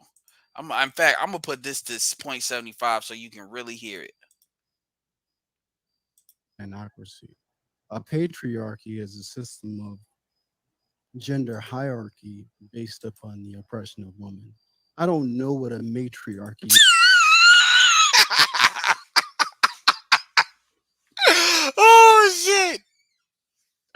Oh shit, this is fun. Y'all having fun.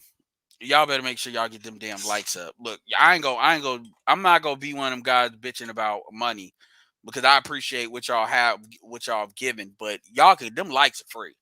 And them share. I ain't even ask y'all to share the video. Let's see how many likes I got. Yeah, y'all, man, I'm at 161. Y'all better get me over 100 and stop bullshit with me. Yes. Anyway, hold on. I'm gonna drop the link. Now, well, hold on. I ain't finished yet. Hold on. That's just a knee-jerk reflex that people use to explain what they believe is the difference of the patriarchy. Which there's not true. Well, technically, there is some truth in that in the black community, but matriarchy has a definition. Go ahead. Which doesn't exist. Wow. No, that's what he said. He said it doesn't exist, which you can look into. Oh my God. this gynocracy situation, when we're talking about power, right? And so I take it that folks have a problem with black power. Well, no, you do, because you said white Hold on, supremacy. So hold on, you fantastic. can't hold on. No. No, fantastic. Go ahead, fantastic. Y'all haven't let me say shit to address this dude. Yeah, and the thing is, see, I couldn't, like, I was gonna get him, and I ended up having to say my point. But at the end of the day, so I got a question. Shout out to Hashim Jahar. Hopefully I'm saying your name right with $10 super chat. I got a question. So how the fuck are you supposed to lead women if you don't believe in a patriarchy? All right, Pablo, I'll try to speed this up. Give me like 10 more minutes. But this nigga already, he just told you he don't believe in a patriarchy. He just told you that, which goes back to that Amiri shit that I was talking about. He told you that. He don't believe in a black patriarchy. He said that. At that point, conversation over.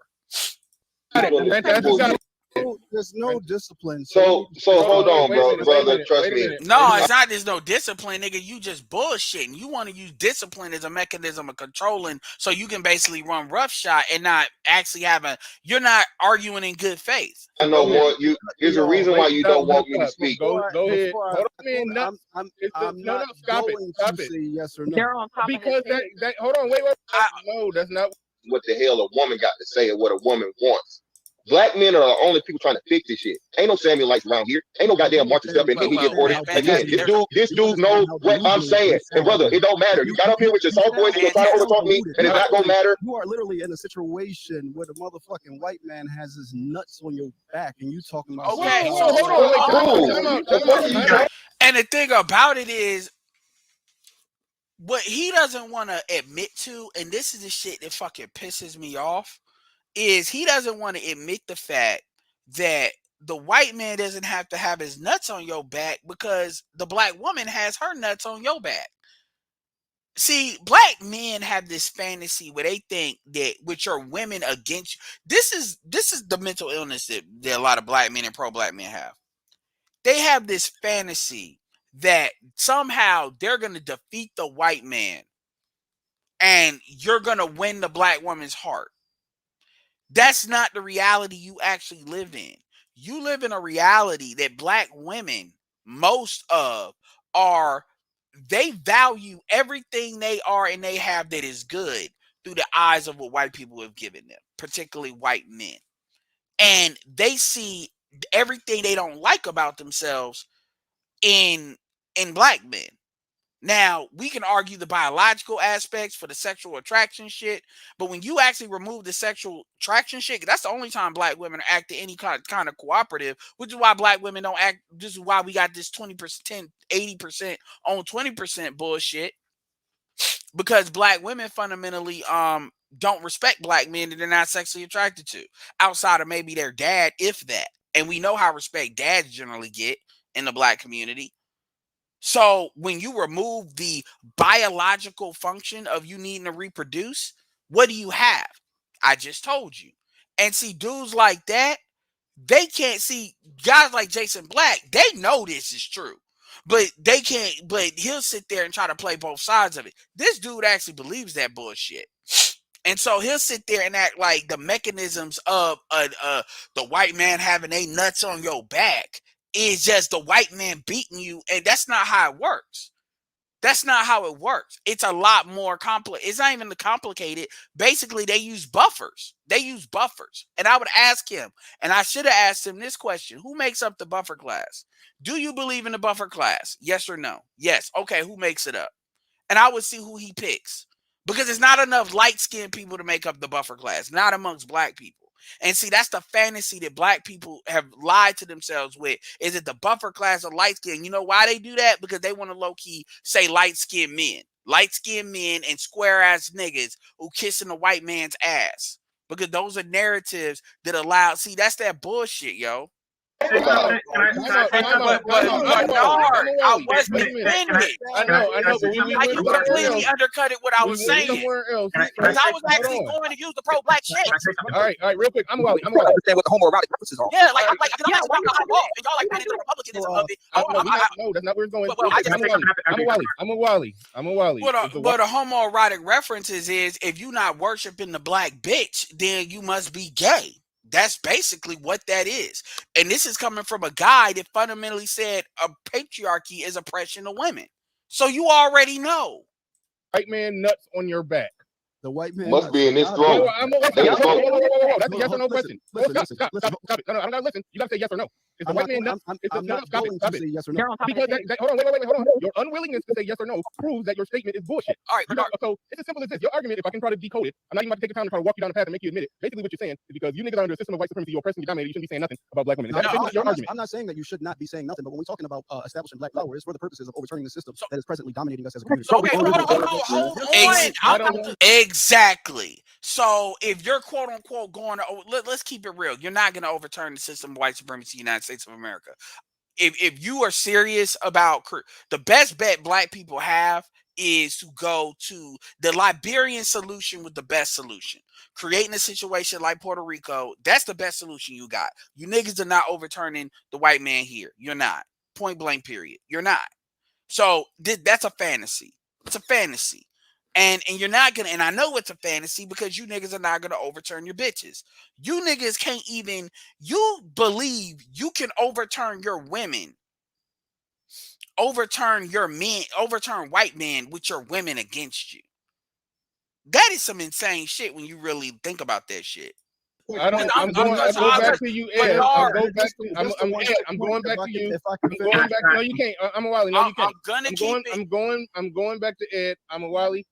I don't subscribe, and most people in this space, or at least not a lot of people on my channel, some do, some don't. We don't subscribe to that white man oppressing us. But Bernard, hold on, wait a minute. This needs to be said. This needs to be said. Hold on, wait, brother. You talk a lot about being interrupted, but all you do is like interrupting your damn self. Okay, let me. You gotta drop this. Let me finish my point.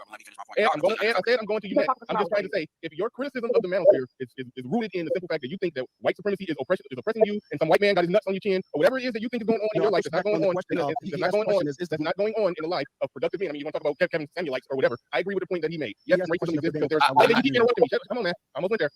Yes, racism exists because there are some racist people. Your job as a man is to build yourself up, make yourself powerful enough to where it doesn't affect you, has a minimal effect on you, and you realize that it has a lot to do with classism and not racism. That's where thinking black men are at. So that shit you're talking, we ain't going. But I think you and Ed do have some common ground on the white supremacy thing. I'll let y'all talk about it. Yeah, well, first of all, like, and this is something Bernard kills me with, is I don't know what Bernard thinks I believe. I actually agree with everything Bernard just said. Like, as far as the building yourself up. But this yes, you can minimize it, but the idea that you can, like, here's the thing. The thing you have to understand is white supremacy is a group thing. It is not meant to really deal with the individual.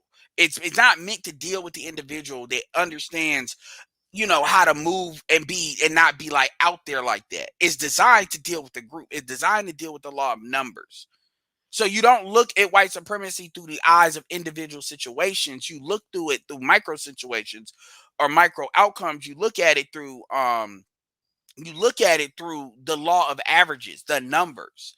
That's how you have to look at it. You look at it through the single motherhood. You look at it through the abortion. You look at it through how your women as a collective group view you. You look at it through the system of how your women are acting. You look at it through feminism. And it's like Bernard doesn't understand that. And just like how Bernard understands that Christianity is an individual thing, but it's also rooted in like a lot of group shit, it's the same thing there. That's it. And if you know the overall scope, then generally you could probably navigate it. But a lot of black men are in denial and they have blind spots to certain things. And because they have it, they willfully walk themselves in the dumb shit. Like, you don't ever have to deal with a white man to get fucked up by a black woman. And a lot of the mentalities that black women have come from white people. And it's funny how these niggas never talk about that, but they always like to talk about what the fuck they think we doing. And I'm just making it very clear. I ain't with that shit. I ain't with that dominated victim. And I'm not on that either. I don't understand why when motherfuckers hear white supremacy, they automatically go to that. Talking, boss, dude. Talking. And I'm talking. I'm not with the oppression Olympics over here. That shit ain't gonna fly. I'm letting you know that right now. But go ahead, Ed. You got it. So I'm not gonna say I'm more pro-black than any of these people on here because just like Obsidian said, just because it's not something that people wear on their. After this, I'm gonna skip to J Speed. He said some other shit, but yeah, sleeve doesn't mean they don't definitely care about their people being successful and competitive. But the difference with me is I will go there with you. So you were answering the first question, but my thing, even from a purely pro-black standpoint, is if black people are going to get power, who is the biggest, who is really the first bar? In order to get power, you have to actually have your own shit in order. This is why when Obsidian talks about solving black problems, that is essentially a pro-black statement. Because if we can't solve each other's problems, if we can't solve our problems by us coming together, black men and black women, then nothing moves. And the white man doesn't need to do anything because we fuck up our own shit.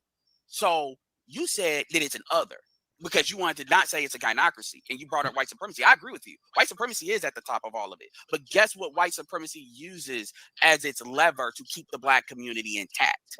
Answer that question. Terrorism. This nigga said terrorism. This nigga said terrorism. So they use terrorism today. This nigga said terrorism. No. Dave, you know that's not correct. And I know you know the answer. What is Go ahead, Y'all are dealing with a explain. pro-black. Okay, let me name you. What is the one? Stop. Ed, go ahead and explain the He asked me answer. a question. I gave an answer. I know. Again, goddamn it, I passed it back to him. Okay, so yeah, There are no bigger terrorists than black men the age of 15. And this is what I'm talking about. See, Fantastic is throwing in that rhetoric, and that's not really helping my point because what he wants to do is completely throw the pro-black shit out rather than completely dismantle the argument from inside its own construct. That's why he act like he want to talk to BGS. No, you don't. 25, brother. There are no bigger terrorists to the black community. Hold on, Edward.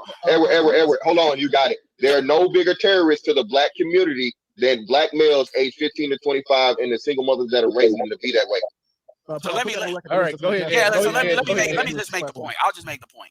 The black community is a gynocracy.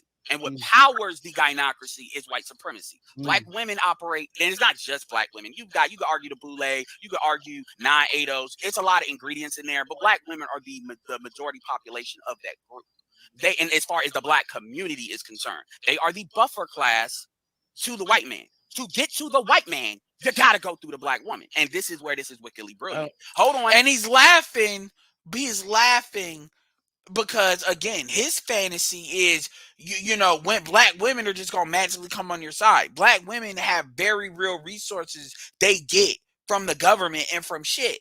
They've already said it. They've gone out of their way to say it. But see, because he can't accept that, he comes with the shit he comes with.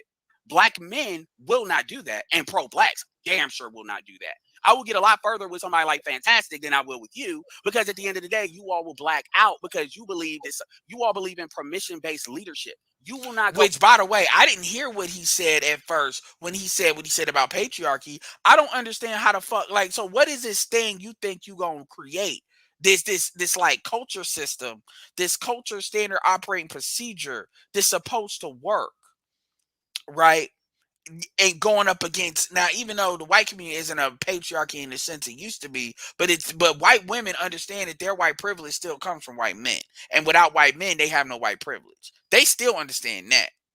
Go further than the black woman will allow you to go, and the black woman, and look, we're not saying every black woman, but you know what I'm talking about with the algorithm is in. He ain't listening. Tied to they see their success at the expense of yours. They don't believe in we, and they are connected to the hip of the white man. So when you it's impossible to talk about white supremacy and not talk about how black women contribute to it now in all areas of activity. So when your main issue with us, because remember, the main shit you got a problem with us is what we say about black women. We're the ones that call this shit out, and we actually do have pro-black. Shout out to BGS Igmore. That people disagree with him, but most people agree with him on this shit, and he calls this shit out because, quite frankly, the pro-blacks won't do it. The pro-blacks are ruled by women. And you can't do shit with that. That's the issue I got with you on the pro-black argument. Yeah, so if you're going to sit there and talk about, so a lot of y'all are bullshitting and time wasting because y'all not going to do shit to that white man, because y'all not going to do no more to that white man than that black bitch allowed you to do. Point blank, period. And that's the truth. And so what y'all do is y'all end up being baby, and this is where I'll bring Jay Speed in. Y'all end up being little caretakers and fucking babysitters, cleaning up bitches that quite frankly should be left to basically rot.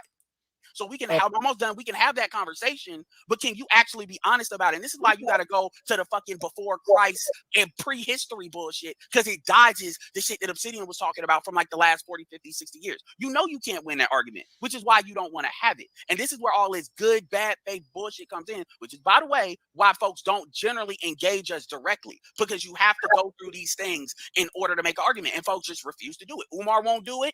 Yeah, none of them will do it. Shout out to Blackfoot Sticker. And motherfuckers, they'll say, "Oh, well, you hate all black women." Man, shut the fuck up. People know, y'all know good and well who the fuck I'm talking about. And black women know who the fuck I'm talking about. None of them will. Anyway, right. I made my point. Yeah. All right. All right, we're about to pass it to Hey, Bernard, before you do that, I think we should all show a moment of silence. That was the fastest I've ever heard Edward get his points across, bro. That shit was legendary. All right, and I'm what Ed was talking about, that walks down the path of one of the few things I got some disagreement with Ed on when it comes to talking about white supremacy and all of that. I would like to hear the two of you, not right now, but a way to try to promote something that he's done. All right, so now we're on J Speed. Like it just got goofy. How many bad, dishonest, in Malafide critics have we had now? Aaron Fountain, the one brother that was a black feminist, I can't remember his name right now. You know what I'm talking about, Bernard. He was on your show. Paco. Misogyny War. You know that Misogyny War dude. Not him. The other. Oh, you talking about Paco the pillow biter? Right. So that's 3. Now we got this brother here. That's 4. So that's at least 4 that we've had so far. Yeah.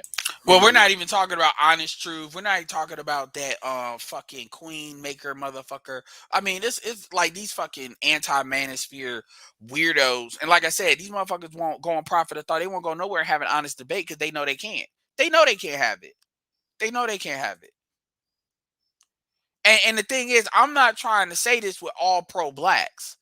I'm not here to say, well, all pro-blacks, but you got a lot of these gynocrats, and pro-blacks have problems, but you got these special little gynocrats that, and motherfuckers act like if there's no such thing as toxic pro-blacks.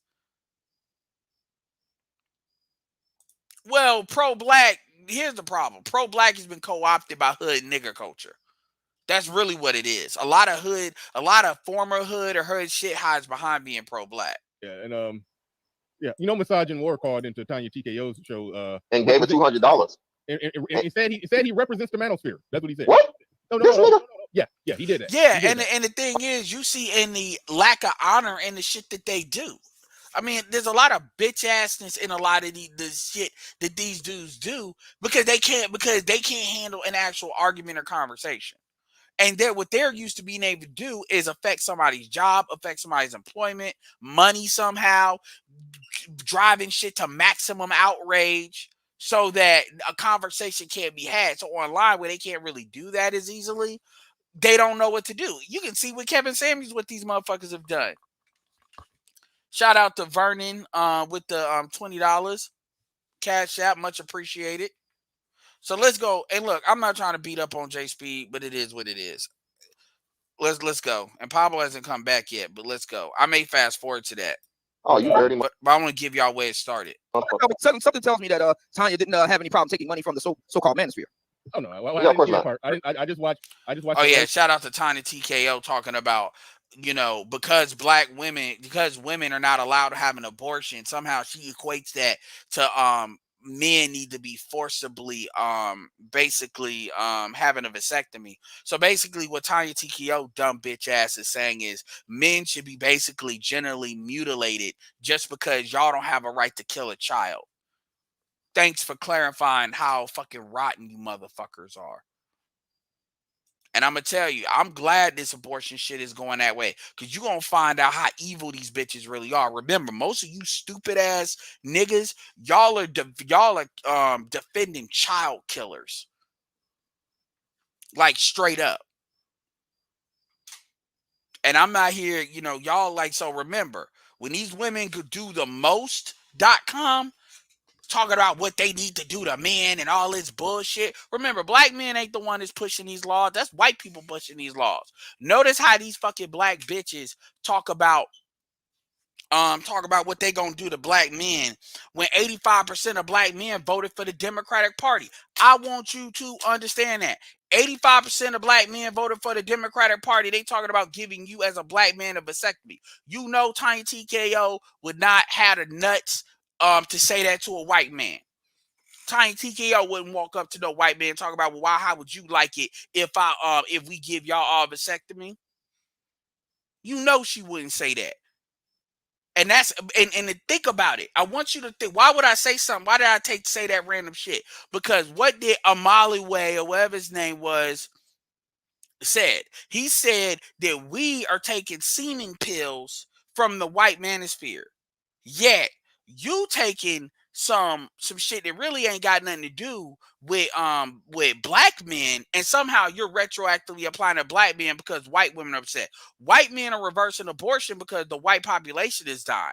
So the only thing that affects you is your ability to fucking use birth control as a motherfucking abortion as a birth control tactic. And women love talking about, well, I can't take the pill, I can't wear a condom. Well, bitch, you getting abortions ain't the safest way to have birth control either. You see, so what's real and not real doesn't matter.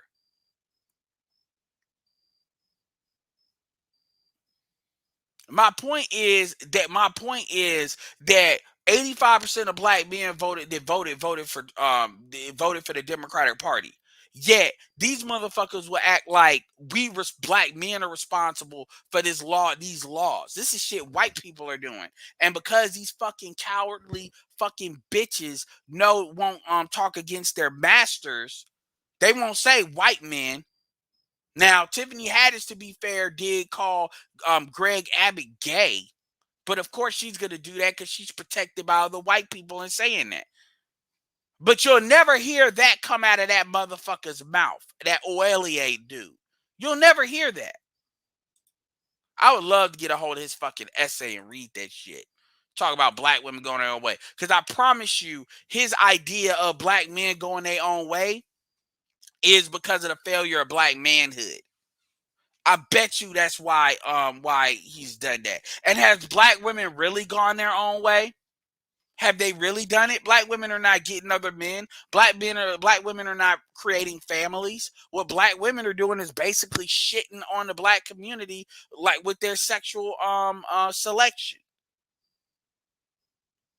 Anyway, fully part of their conversation, the back and forth that they had, and so that's what people was talking about. Okay, so he was the dude, because I never saw it, and he was saying, yeah, y'all had some dude, Tiny TKO destroyed that guy, whatever. I'm like, who the hell are you talking about? Who the hell went on Tiny TKO? That's what I was. Yeah, it was some dude that we damn near. Oh, come on, he was blocked on my channel for a while. We damn near kicked him out of the manosphere. And then I think eventually I unblocked him and let him come back up, and I talked to him again. But he done been kicked in and out of the manosphere. And you know what was interesting about the one brother, and I know Game Changer expresses a sentiment, and I'm going to tie it back to what was the original topic, which was Mr. Ryan Davis going after Kevin Samuels by proxy. Is this what was interesting in our heated exchange, where I demanded that he name names and he started going to his food, his first salad. I don't know if anybody caught it. He said that I was suffering from a Napoleon complex. I heard it. Oh, I know. I heard that shit because I'm short. I heard that shit. But and see, that's that bitch made faggoty hoe shit. Like, you sit there and you say little, y'all didn't hear because I didn't get to that point because he came back and then left. But he, like, what does being short have to do with anything? Because Lil Wayne is short. Obsidian's taller than Lil Wayne. But because I guess Lil Wayne got dreads and gold teeth, he's accepted. Most of your rappers are short. Like, what are you talking about? But see, because it always got to be something other than the point. It always has to be something other than a point. And here's the thing. It don't matter. Because, okay, if somebody got a Napoleon complex, Fantastic be cussing your ass out more than anybody. Fantastic 6'5". Oh, well, we're going to have a conversation about manhood and protection. Fantastic's he was married and he's a soldier. The fuck you talking about? You don't know what the fuck you talking about. Anyway. Now, here is Mr. Afrocentric. Blackity black, I'm so black, look how black I am. Mentioning a white reference, a white bigoted reference that got its start in the UK. Smurgo, remember, Lil Wayne kissed Baby on the lips. So you really want to say he that nigga? Go ahead. See, they used that as propaganda against Napoleon. He was the emperor of France. And they used that as propaganda against him. Napoleon was the regular height of a man at that time, which was about 5'7" or so. But they used propaganda to make him even shorter than that. So no, he said that sending for your ass, but he said that because wait, he said that because Napoleon took his ass to Haitian and got his ass kicked. That's why he said it to you. Excuse me. No, that is not why he said that. And number one, Napoleon did not go to Haiti and get his ass kicked. Napoleon sent his army to Haiti and they got their ass kicked. There's a difference because Napoleon's ass took over fucking Europe, which is only a couple of people in human history ever did that. So I'm not trying to, be anti-black, but let's say what the fuck it really was. And then Napoleon said, fuck it, because he needed money, because then white folks were not going, the white folks weren't going to keep on letting one motherfucker run this shit, because you know how they are, and he needed money. So cut the bullshit. Don't act like he went down there himself and lost. He still lost, but you get what I'm saying. Let's cut that bullshit. Excuse me. Well, you can explain all. And the thing is, and J Speed, and the thing about J Speed, it's like, damn, dude, it's like nigga, it's like you don't pick the right moments to say shit. You always off. And go ahead, let y'all hear it. You want to, but I have a right to explain what he was trying to say. You don't have a right to. That's number one. That's not what the fuck he was trying to say, J Speed. That is not what the fuck he was trying to say. You know what the fuck you talking about? I heard that part. That's not what he was saying. Okay, I'm sorry. I do apologize for that. So it's interesting that, and I'm tying this back to the incident Paco with you, Bernard. You recall that Paco, the black male feminist, there was a point in the exchange where he called one of your panelists a F word. Yeah, the F word that rhymes with maggot. Yeah. Now I'll say it, faggot. Yeah, that's because what did I say? There is a reason. Why I do the Philly shit, and I say because I told y'all them niggas they got that extra. Even Obsidian, when light skin, he want to do the buttermilk shit, all that SWP. I'm telling you, that's a culture zone there. So they always gonna do that because them niggas have a chip. And I'm not sitting there trying to talk shit. I'm just saying. So that shit manifests. Umar does the same shit. You make George make him mad. He does the same shit. I remember George was trying to talk about, protecting girls when it comes up. He want to make it like it's men's fault and all this bullshit. And I was trolling. This is one of the few times I trolled his ass on that. Because I'm like, if we not going to have the whole thing, we going to have a conversation. I think he was on O'Shea shit. And he finally, oh, nigga, you like men. Like, these niggas are always defaulting to that shit. Because that's that gynocratic language. They're always defaulting to that. Because that's what the bitches say. So when you look at a lot of the insults that a lot of black men use on each other, they use the insults that you get from. Sorry about that. I know y'all want me sneezing y'all ear. My bad. I couldn't flip it quick enough. They use the same shaming language, the sign language the bitches say. So pay attention to that. Pay attention to who always defaults to that shit. Because everybody don't, but a lot of dudes do. That's completely off color for somebody who's supposed to be so progressive, right? Mm-hmm. Here we have Mr. Blackity Black, I'm so black, using the white man. Philly ain't the roughest city ever. Philly, y'all just got the most niggas. That's what that is. And propaganda against another black man. Because he got on the hot seat and he couldn't take it. Interesting. Yeah, no, that's an interesting point. J Speed in the building. Go ahead. Now you got the floor, J Speed. And I did apologize. You was correct. I know when I'm wrong. I don't have a problem saying when I'm wrong. I do apologize. I did interrupt there. Yeah, but you were wrong on the merits. Y'all heard one thing and I heard another since yeah, but like nigga, it ain't I heard another, nigga. No, you did not hear the right thing. That is not what he said. Like, it's not. Like, and this is the thing that pisses me off about J Speed. We know you are out of the Nation of Islam. Just say you agree with his fucking stance on the black manosphere and being pro-black. That's really what it is. Don't talk around this shit like we're fucking dumb. And this is what Pablo came in and basically did, and I'm glad he did it.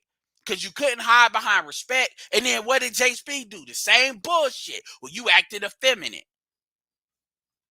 Yeah, since you was so eloquent in explaining how the black movement and the black. What did I tell you about the Kitten Samuel shit? This is what black people do. Why? Because that's that gynocracy code shit.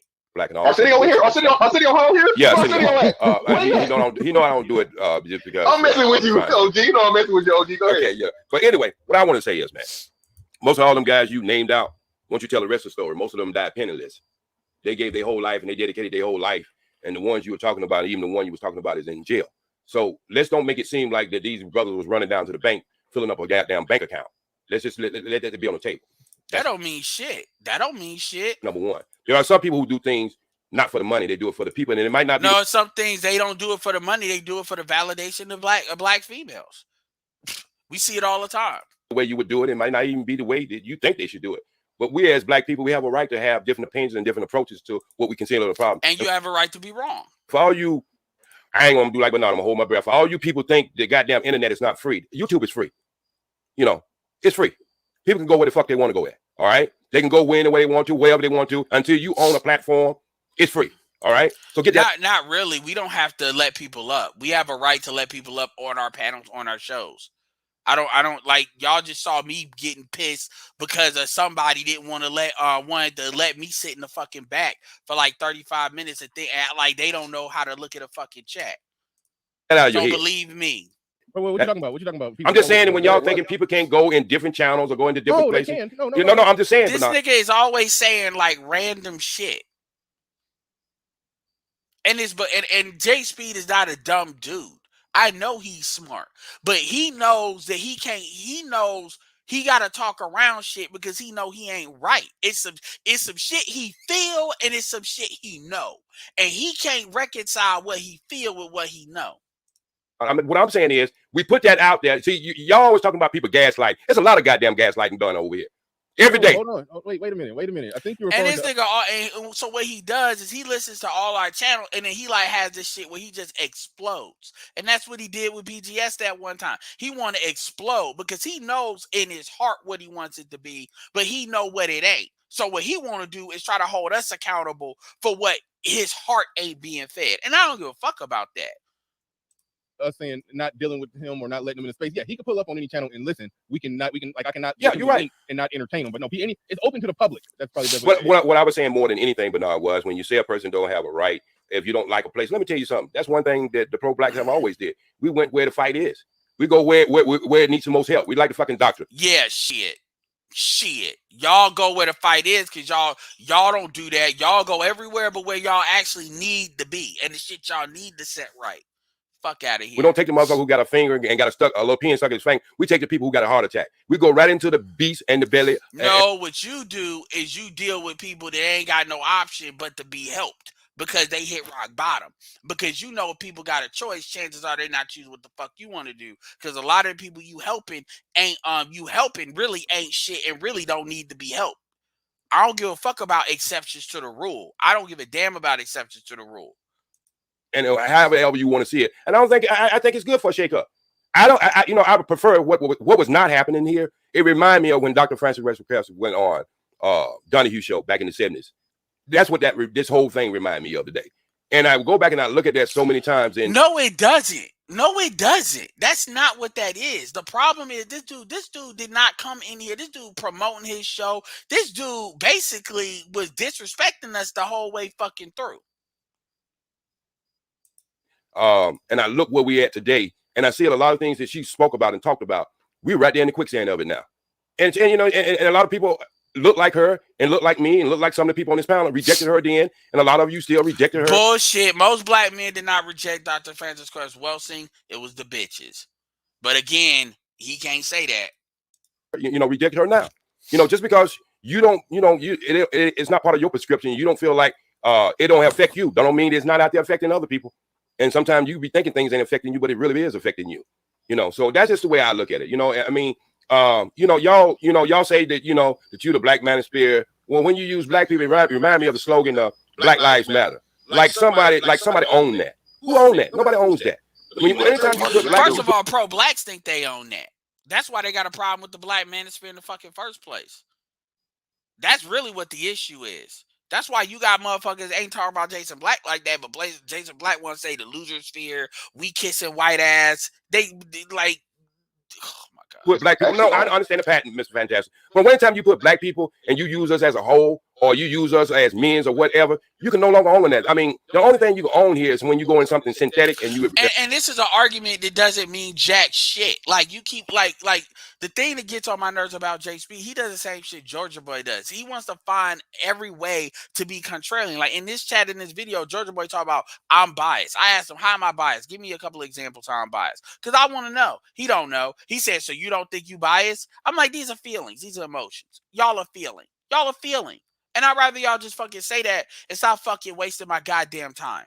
You invented in a laboratory. Anything natural, anything that was already here, you can't own. That's why herbalists cannot own patents on their formulas. So y'all got to be. I think. I mean, I give you a shout out, Bernard. You let all types. I mean, and he tries. And the thing about it is, no. The problem is y'all want to be able to talk without substantiating your bullshit. That's the problem. Y'all think because you're morally right that you don't have to actually make the shit make sense. And we've been doing this shit for how long now? The black community is getting worse, not better. And y'all can't account for that bullshit. Black women are getting worse, not better.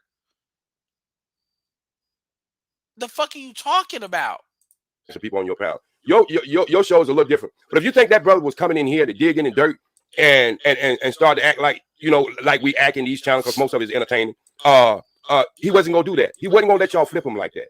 And anyone it's not about flipping nobody. That nigga he came up here because he said that motherfuckers were eating semen-filled pills from white people. It's not about that. That nigga couldn't answer a question. It's not about agreeing with us. He couldn't even make an argument. And because Jay Speed feels him, because you see the logic ain't there what he's talking about. So he's just babbling at this point. I think y'all can handle that brother one-on-one. I don't think you can. Anyone else? Yeah, we can't. He said, now keep in mind who the fuck he said.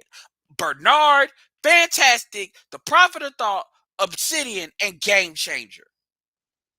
And you heard, I just did a play-by-fucking-play with what this nigga got to say. And you have heard every last one of these motherfuckers talk. You've heard every last one of these motherfuckers under pressure. And he said that shit. Would you let that nigga be a scout for a draft?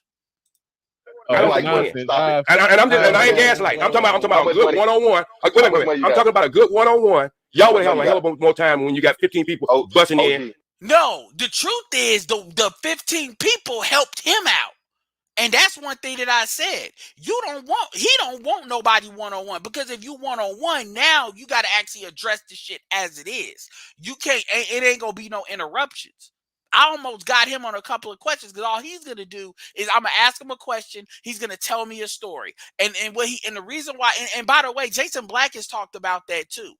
Like as far as motherfuckers doing that.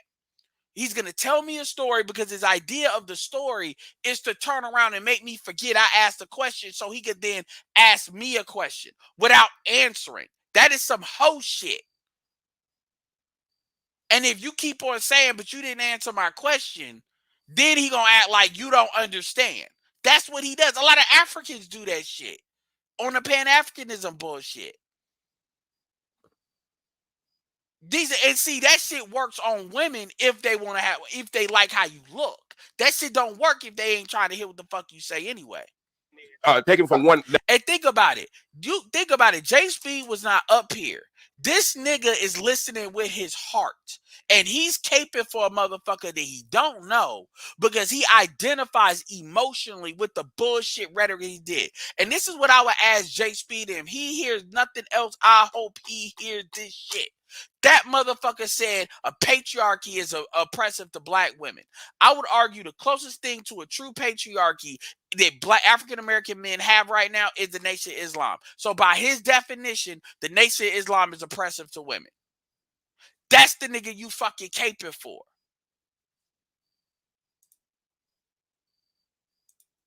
Level to the next level. Because I'm telling you something about that brother. You listen to the way he's talking. He used the same thing y'all use on me. When you start using words, he breaks the words down.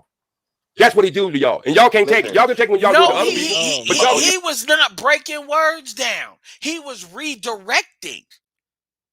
He was redirecting. He was sitting there repeating the same thing to buy him mental time and mental space to tell a story that has nothing to do with what was being talked about. And when it comes to manhood, he said it straight up. I don't believe in manhood at an individual level. Who the fuck else have you ever heard say that? And he also thinks a patriarchy is oppressive. This is what he has said. And he did that because he would say a lot more crazy shit like that. But he trying to not say shit. No, I'm not talking about you specifically, Bernard. I'm not talking about you. That's called filibustering, and again, just you can call it whatever you do, Mr. Vantas. Matter of fact, you win an award on that one. No, the truth is, whether you like it or not, we all get to the fucking point eventually. Which is why we like, come on, man. Let's just be honest. Come on, fantastic. Sometimes you go in, and he always gotta, and I hate this shit. Like these niggas always gotta make it about like we need to critique the manosphere. Yo, all of y'all can put together a fucking channel and actually say some shit. Anyway, come on, Vantas. You go in sometime, man. I see you going on and you go in for like 10 minutes, man. Come on, you are the architect of filibustering sometimes. Come on, let's be honest. That's all exactly. I know. And you be on point. I'm not saying you don't be on point. I'm not saying you're not well studied. I'm not saying none of you brothers are not well studied. But what I'm trying to say is, yeah, it doesn't fucking matter. What you said was that nigga would body us in a one-on-one debate. So, like, you talking both sides out your mouth right now.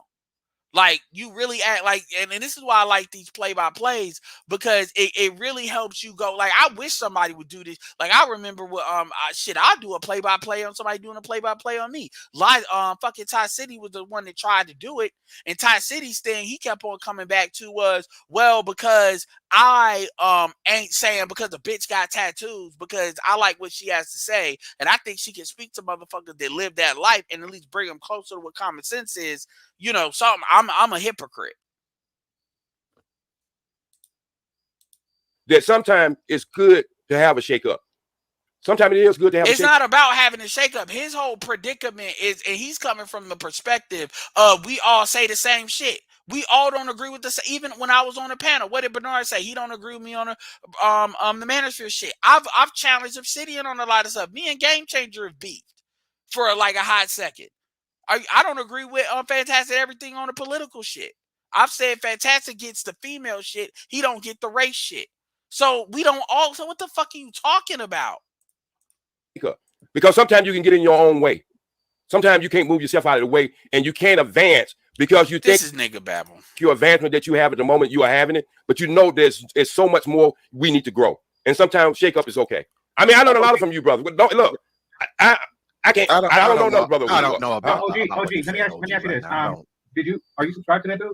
No, this first time I ever seen him. Will you subscribe to him? Exactly. So he's talking about a motherfucker he don't even know. Go there and check out his channel. I will go. I give everybody a chance.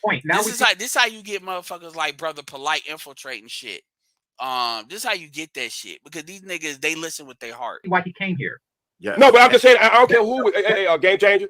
When I seen you, I disagree with 90% of the stuff you were saying, but I came on the channel, checked out the 90% channel. I came on to support your channel. See, that's the difference between me and a lot of other people. Like, I would ask him, okay, out of 10 points, Game Changer, you telling me out of 10 points, the Game Changer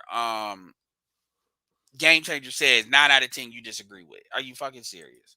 I can dislike what a person's saying, but if I thought they have any minute chance of changing somebody's mind into a positive, I'm gonna go support their channel, even though I might disagree with 90% of the things they're saying. And everybody can tell you that. But he really think he's saying something. I don't think he came right in real insulting people. Man. Yeah, he came in and said red pills filled with semen, and I don't think. I mean, when you said I understand when you said the thing about most people wouldn't be able so to he said he understands that, yet he's still caping. See, think about that. On one with him, I didn't hear nothing he said that really meant anything. Like I understand, but I would love to ask JSB, what did he say that had value? Since you listen to what he got to say. I understand, but no, but he wasn't saying shit. I understand that. I understand it, but I think Acedia has been around. Has been around a long time, and I know he has been. That's why he got the name he got. I know he's been around a long time. You don't know him. Oh my God. Where's Bitter Truth when you need him? You want to know where's Bitter Truth when you need him, yo? Where's Bitter Truth when you fucking need him, man? But he, and maybe in the back chat, would tell you differently. But let me just move on from wait, what you just This said. is bullshit they say about Umar. Umar really a smart guy once you get past all the bullshit. What you just said. Hold on, wait, X was trying to jump in. X trying to jump in. I cut him off. Go ahead, X. No, only thing I was saying is that, he came right in insulting people, insulting the whole ideal of what. Think about that 90% bullshit. Like, I don't disagree. Like, that's a lot of like. I ain't even gonna go there. I ain't gonna go there. Turn over here, and this is after he did his little YouTube Manosphere self-signed draft. So I mean, if you're gonna sit on your channel and say, "Oh, I'm choosing the Negro Manosphere," and then you come over here, you're allowed to come on someone's page, and the first thing you do is come right in here insulting people. Right? I understand that, X. I understand that. That's El Guapo. Make sure you sign up, subscribe to Beautiful Lives. He came in bad faith, man. Okay, listen to this, X. Me and you've been around for a while, Mr. X. Yes, and you don't heard this before. There was a preacher who sold one of his deacons. Tell me a story. Tell me a story. That all bullshit starts with a story. Remember that. A mule, and the preacher told him that the mule was a great mule. Listen to everything, and he's a good plier. And the goddamn deacon went to the farm the next day and tried to make the damn mule ply. The mule wouldn't do shit. It wouldn't do nothing at all. JSB, we grown now. We don't have to listen to these old nigga stories. Where's Pablo at? Now I'm about to get Pablo in here. This is when this shit got fun.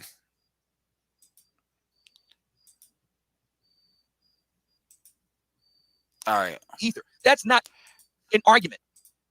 If he has an argument against Kevin Samuels, make the argument. I'm open. Argument. Right. Not an argument. That first time you go to the Philippines and actually get more of that. The woman who I'm with now, and Dominican and Filipino. So yeah, in fact, I can't possibly think of a group that has given me less. Now that I think about it, and that's just. That's true, David. David, I'm a marketer. Nigga, now that you know that, go watch a Fresh and Fit's video. Go to Fresh CEO's videos and see the story he tells you, and the link at the bottom to buy $800 course. And I ain't even hating on it. I'm a marketer. All bull stories sell. Facts tell, stories sell. All bullshit starts with stories. I just gave y'all some game right there. Truth of the matter. And even when it comes to getting females, females love storytellers. When people say more, what I mean by that is more of everything, more general femininity, sex, submission, sandwiches, et cetera, et cetera, et cetera. I get more of that from each and every single group of females that exist on the planet than I get from Black women, including Black American women, including beauty. I actually get more of that because they're more likely to not be fat as hell. So get out of there. Right. Get out of there, brother Game Changer. Get out of there. So what I'm saying is black men collectively need to start demanding more. That's what I mean. That first time you go to the Philippines and without even asking, a chick just come and offers to Q-tip your ear, you're going to realize what more is. And you're going to realize what a crappy deal that you have been getting all of this time. You let a stranger that you in another country just stick an object. Yeah, I don't know if I go along with that. But I understand. Excuse me. First of all, I stick objects in her. You better believe that. So yes, I did feel comfortable. I'm not sure I need to hear that. Like, game changer. What? I'm just gonna act like that didn't happen. But right on. Hey. Yeah.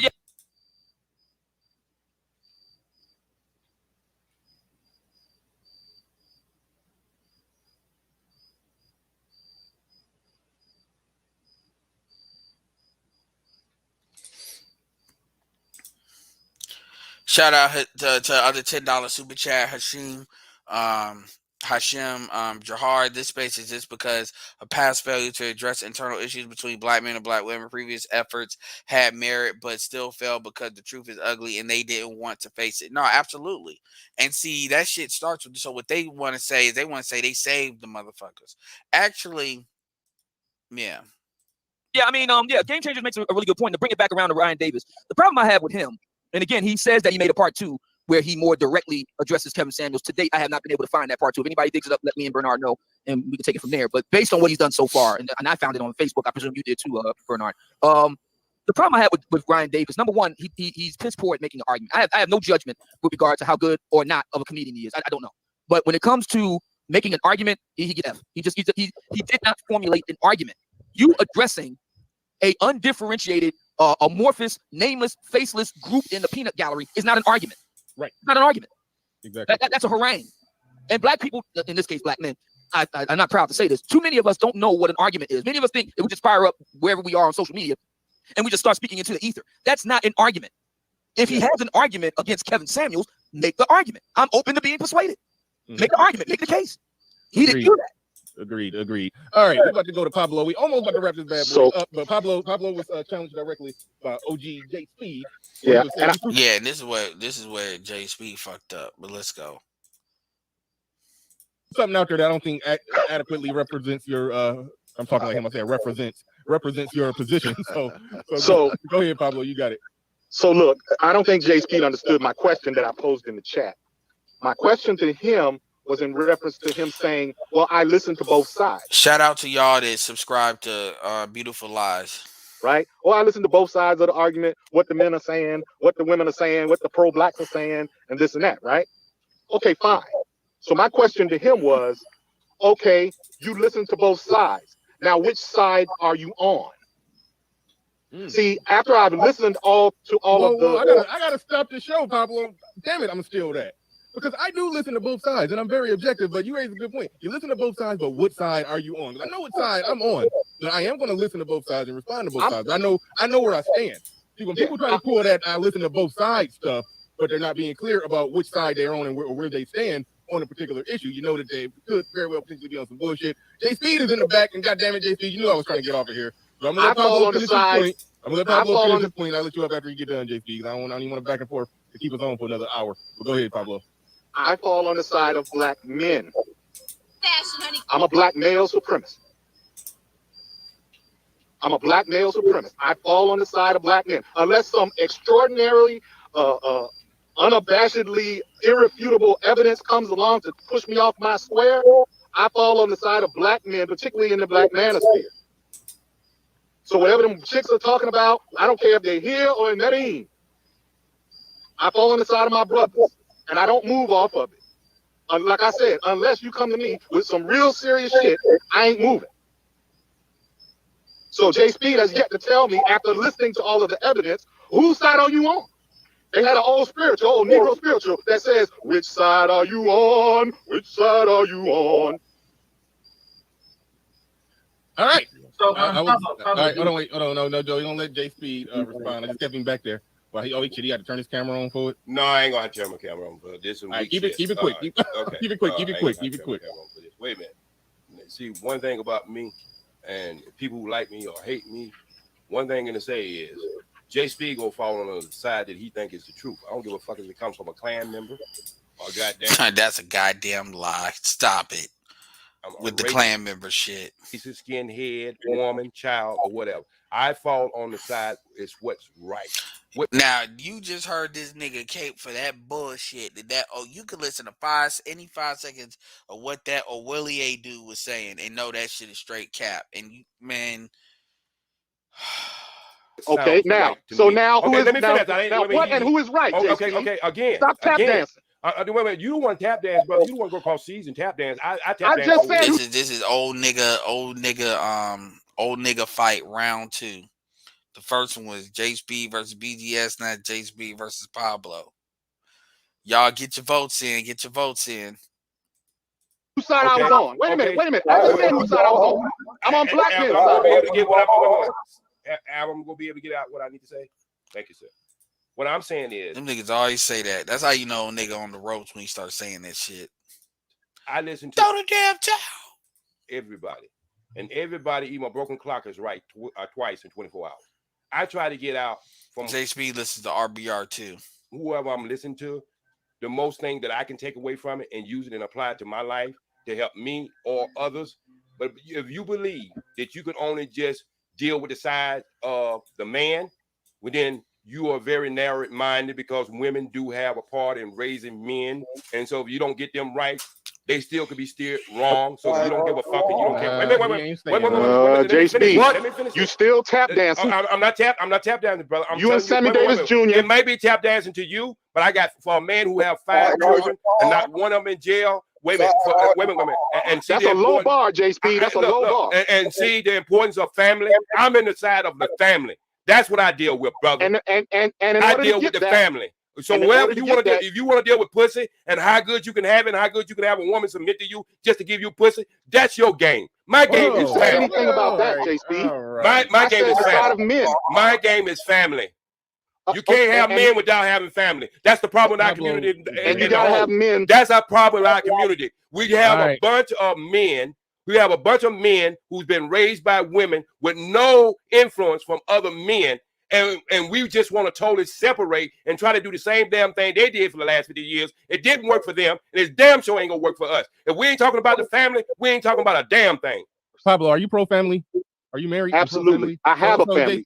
So JP, like you just, I don't know what Stop you're doing. that. Well, you don't have a family. Wait a minute. Try to tell me. Wait a minute. You won't have any. Wait a minute. For a grown man, you won't have any families, J Speed, unless men. Wait a minute. Are you on? What side are you on? I'm on the side of right. Pablo. I'm on the side of right. Wait, I want to hear Pablo. Go ahead, Pablo. You won't have any families, J Speed, unless men. And this is one of the reasons that the marriage rates and all of this kind of thing are dropping. And that is because the men who are the ones who initiate marriage. Women don't initiate marriage, sir. We do. Don't explain it to me. Just go ahead and get your point out, brother. Okay. Stop trying to sing a song. I don't have a validation. Get your shit out. Wait a minute. If you don't make it advantageous to them, to men, you won't have any families, J Speed. Okay, well, so that is the point I'm trying to get you to listen to. Listen, how you gonna have men? Wait a minute. Are you on men's side? Until you can be wait a minute, my brother. Until you can be 9 months pregnant, how you gonna have just men when you gonna have women? You see that shit? See, he's trying to hide behind. You see that? Yeah, Obsidian is stupid. Obsidian is. But you see that bullshit? You see that bullshit until you can be 9 months pregnant.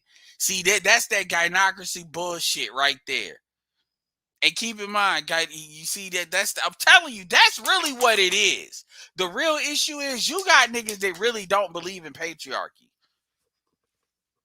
You got like he thought he was slick. I'm like, yo, he really think, yeah. All right, I'm glad Pablo stuck it out because I know I'll be wait, let me finish. You're gonna have women who influence our male child. You're not on our side. Just say it. No. I ain't gotta be on your side, but I don't know the fuck what you stand for. SYSBM versus pro-black fight.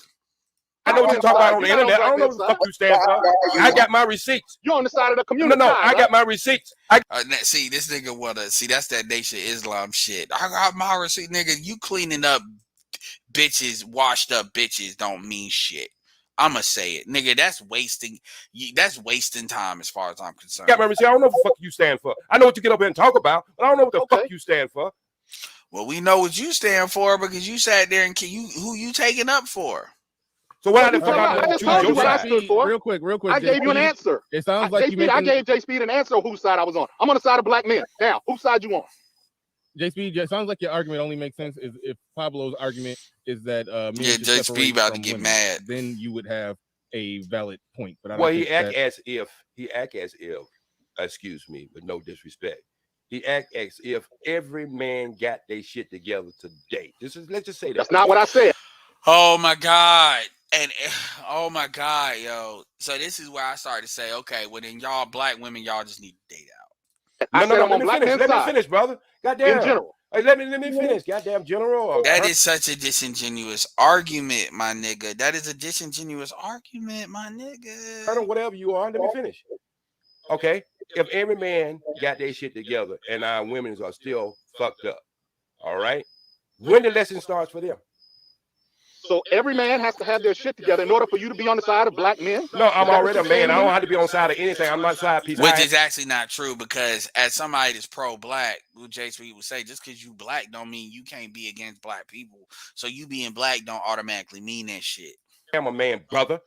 Okay. So you being a man don't mean you automatically on the side of black men. So that argument's washed. So whose side are you on? Wait, I don't have to be on the fucking side. Do you understand your stupid ass question? Do you understand your stupid ass question? I am a man. Like I said, pro-blacks. Just because you black don't mean you pro-black. So just because you a man don't mean like you had a nigga that just said patriarchy is oppressive. You just had a dude that you caping for say that shit. Question. No, it's a stupid ass question. I am a man. Simple question. Do you have to validate who you are by saying whose side you on? You stupid. I'm a black man. I side. Shout out to Mr. Meat. This is supposed to be an exhibition. Yeah, man. This sounds like Tommy Lee Jones versus Clint Eastwood. With black men. Okay, well you don't have to side with anything that you already are. That's not true. Why are you saying then why do you have to why do we have a concept of being pro-black then? if you already black. When it's something you already are.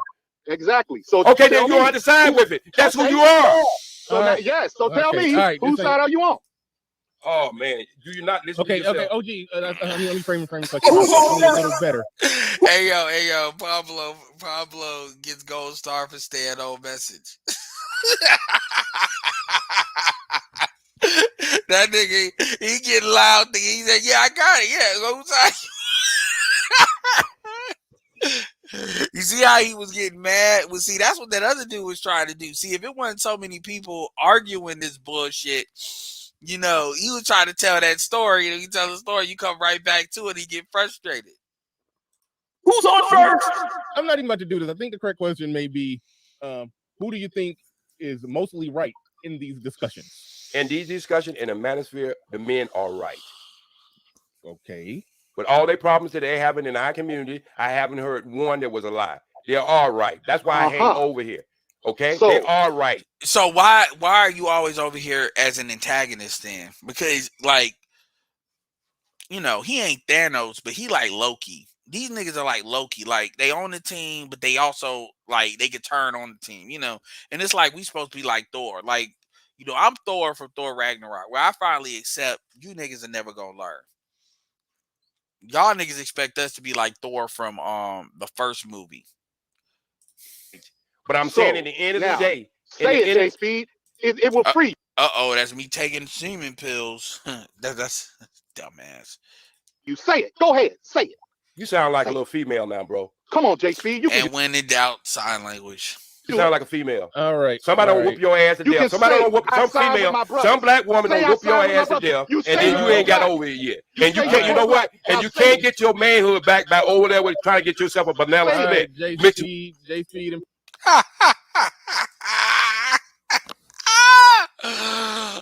my God! What did Obsidian say? What did y'all hear Obsidian say before I decided to fast forward? He said, for somebody to try to act like they pro-black, what did they do? The Napoleon complex used the faggot term. And then what did J Speed do when he got mad? So first J Speed tried to say the bullshit. Then he tried to get loud. Then he tried to say he sounded like a female. Then he called his fiance a banana spit. Now keep in mind, shout out to El Guapo. Beautiful Lies, who's got a Colombian fiance. This is what these niggas do. And he actually think he doing something because, you know, J Speed is out of LA. This little tribal shit. You know why? Because these bitches are losing. And because you can't tell, I want to see black women win. That's the thing that nigga, let me show you what the fuck I want to see. You want to know what I want to see? You want to know what I want to see? Press 1 if y'all want to see what I want to see.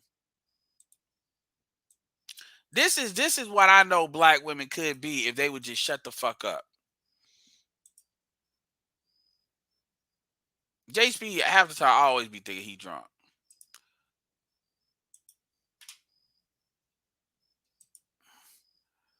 This is what the fuck I want to see.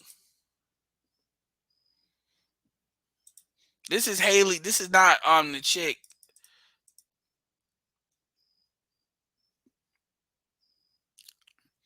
This is the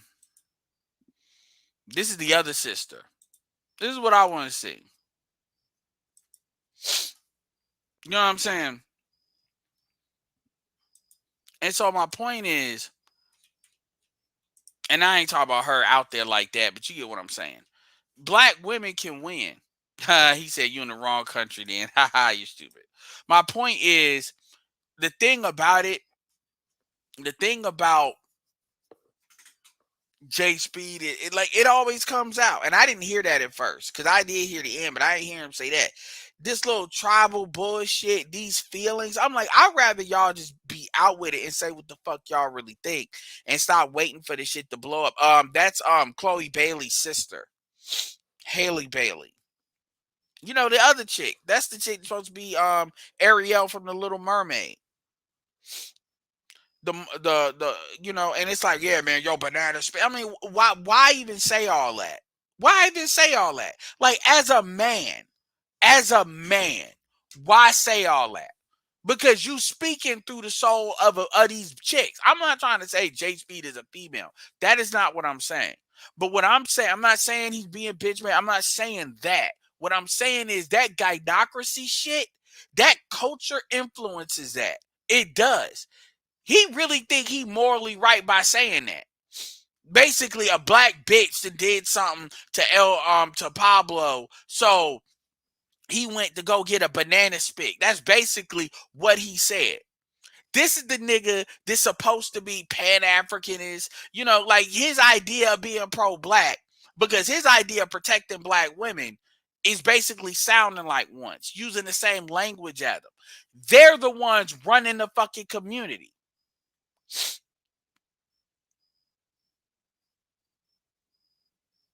Like straight like that. And that's the pro-black game. That's shout out to Obsidians. That originally comes from Obsidian, by the way. Those are pro-black games. Yeah, man, these banana spits, da da da da, just talking shit. It's like, yo, man, and because what it's meant to say is, at the end of the day, your value as a man is predicated by your ability for that black female to accept you. And this is what I'm talking about with permission-based leadership. And I don't give a fuck about what these niggas are doing individually. When they group up, this is what they think. And this is why I said what I said to whatchamacallit. Now keep in mind, this conversation happened after that conversation. And he was on the side of that dude. He thought he was right. And the truth is, you don't help black women by acting like this. The black women that are actually on the team of black men, you are actually doing them a disservice by acting this way. You are doing black women a disservice, the ones that do end up being married, the ones that do end up being down by pushing resources to bitches that are washed. I'm going to give you an example.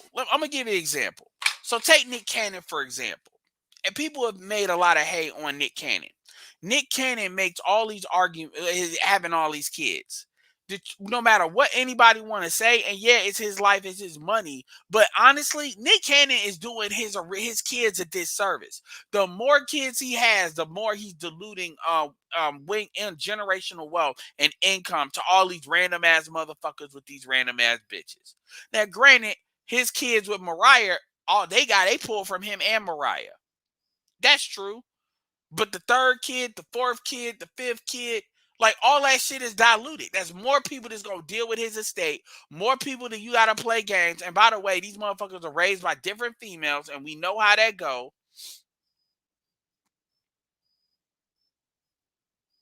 Right?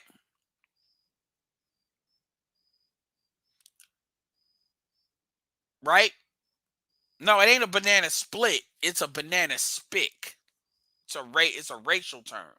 And these will be the first, and you notice a lot of these pro-blacks will be the first ones to say this bullshit. They'll be the first ones to use the F-bomb. The first bomb, because you got a lot of hood shit undertones.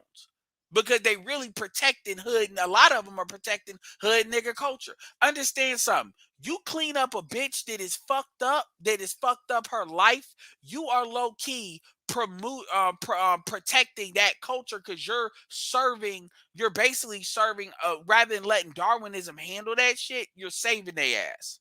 Because I don't see you same niggas helping all these homeless black men out here. Y'all are mainly saving females. And niggas in jail that can't go nowhere.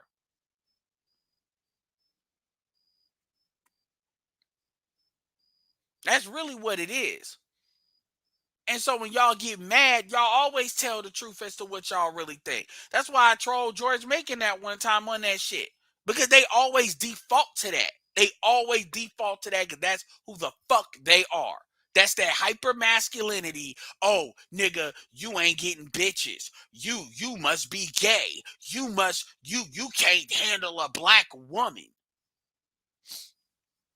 All this bullshit. And it's like, you ain't even helping. Y'all ain't really in the long run helping black women. Y'all really are not. Y'all don't help the black women that are down. Y'all are not. Y'all are very short term, just like these chicks are very short term. They got an excuse. They're females.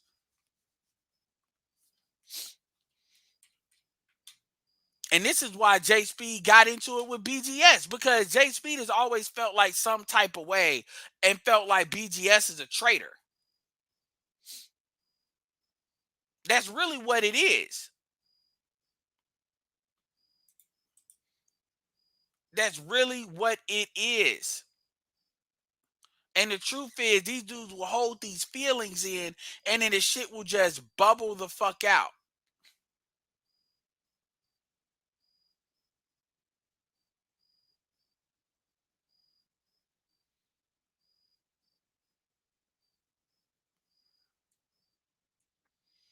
Apparently, Nicki Minaj and Joy Ann Reid is beefing.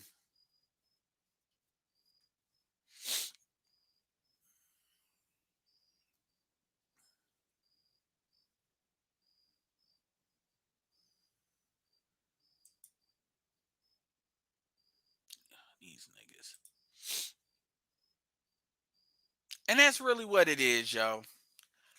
I mean, it ain't even you see this like avatar manifest in a lot of these dudes. And this is why a lot of these quote unquote pro blacks had left the space. Because at the end of the day, man, they can't really make a linear argument. All they can do is bring some morality bullshit that they've bought into. They bring in Kool-Aid they drunk. As if as if a lot of us don't come from these other spaces. Some of them are better than others with how they produce it.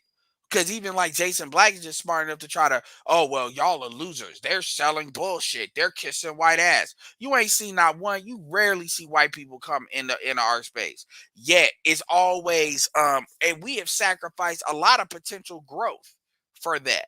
Because, but these motherfuckers, their first instinct is to compete with other black men rather than collaborate. That's really what it is. Now, when it comes to bitches, they bend the knee because they want to feel whatever, man. Y'all know what time it is. I don't need to tell y'all. Anyway, so this has been a great stream. I appreciate the super chats for everybody.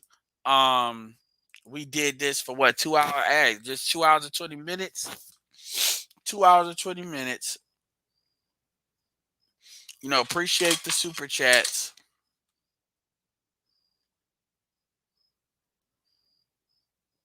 I ain't even checked to see if I got a PayPal. All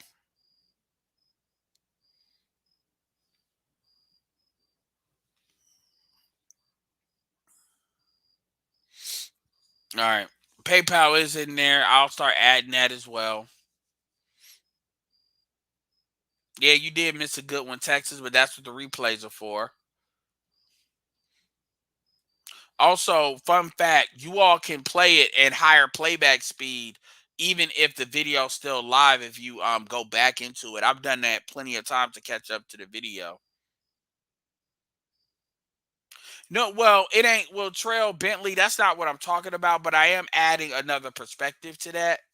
And so my point is not really jump on Nick Cannon. My point is really to say that as a quote unquote community, when our problem is we focus on the worst of us and rather than the best of us and incentivize the folks that are fucking up to stop fucking up on their own. They're not fucking. Let me be clear here. Most people, black, white, or otherwise, are not fucking up because that's all they know. They're doing it because they don't give a fuck. That's really what it is. And the problem is that we have this the problem is the black community is really bad at excusing motherfuckers that don't give a fuck and then shaming motherfuckers that do the right thing, but still expecting motherfuckers that don't give a fuck to clean up after folks that fuck up. And then you actually want to get mad when people say, I don't want to play this goofy ass game no more. Then motherfuckers want to get mad. And they think that anger is somehow justified. So niggas come in here trying to tell a story or trying to just spew out straight up bullshit. And then when you don't accept that shit because the shit they talking about ain't shit, They want to sit there, or what they'll do is what Amelie did, which is come straight up with the bullshit. He just, yeah, man, I don't expect to be able to talk. Because you know what? He want to go to his bitch ass. He probably listen to Cynthia G. That nigga want to go over there saying, yeah, man, I went up there and I talked to them motherfuckers, but they couldn't talk. They ain't got no discipline. That's who that nigga is. And I'm going to tell you something from, like, to be straight up, and I'm going to end this video with this. Y'all motherfuckers are going to regret that shit. Because all this little bitch shit that a lot of y'all be saying, like, about what the fuck we ain't doing, one day, and it could be sooner, it could be later, when money really start flowing through what the fuck we doing, and that shit flows through the right person. And I ain't even talking about donations. I'm just talking about somebody that's willing to make the investment. Y'all gonna be really mad, because then we gonna overwhelm a lot of y'all motherfuckers talking that shit. I'm gonna tell you right now, y'all better never let me get to 100, 200 subscribers, because I will rail gun as many motherfuckers as I fucking can that I see got value.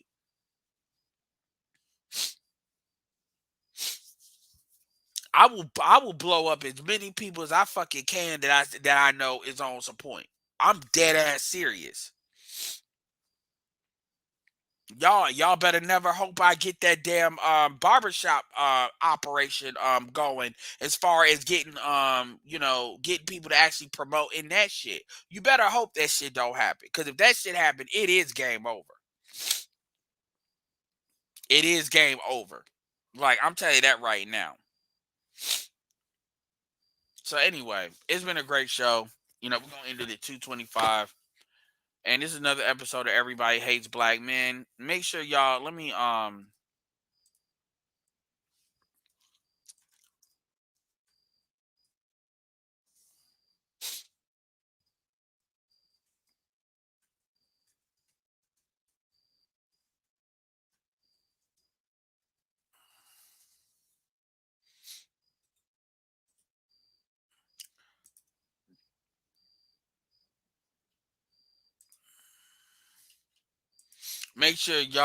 support Pablo,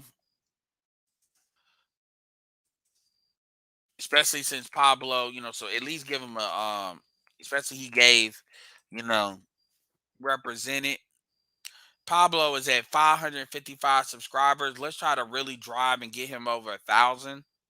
And I'm gonna tell you why that shit's important, yo. That shit, like, I get it. I'm not trying to tell y'all to just subscribe to people y'all don't listen to. But the subscribers help, because it's gonna give you notifications, as y'all know, when some of these important conversations are going. Pablo's SYSBM, he is traveling. He is actually doing the thing. Passport Bros, really good conversation. He actually does hold Passport Bros accountable to a lot of the dusty shit that's going on, fucking up some of these locations. So he's on that too. And it helps people, because you're helping people get their message out in the algorithm, which help drives growth, which help further drives credibility. And the more guys that we have that are actually established and doing the damn thing, the harder it is for people to throw the bullshit out that they throw at us. So you're helping the community when you do that. Now, I'm not here to tell y'all just subscribe to a whole bunch of random folks, but understand, I don't share people that I don't think is worth listening to.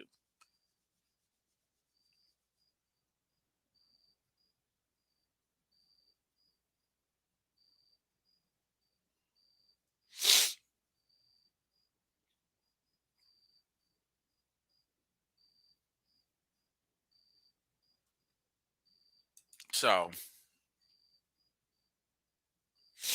well, I don't like this. I like to focus on certain people at a time, because if I start sharing everything, then it kind of dilutes what I'm trying to do, because everybody doesn't listen to everything. And yeah. So anyway, y'all, it's been great. With that being said, this is Edward signing off. Peace.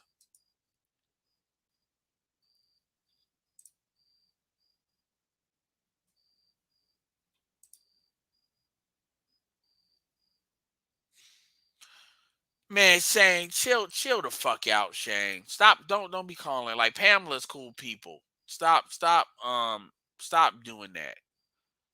Yeah, I blocked you for 5 minutes at the end of the video. Don't do that.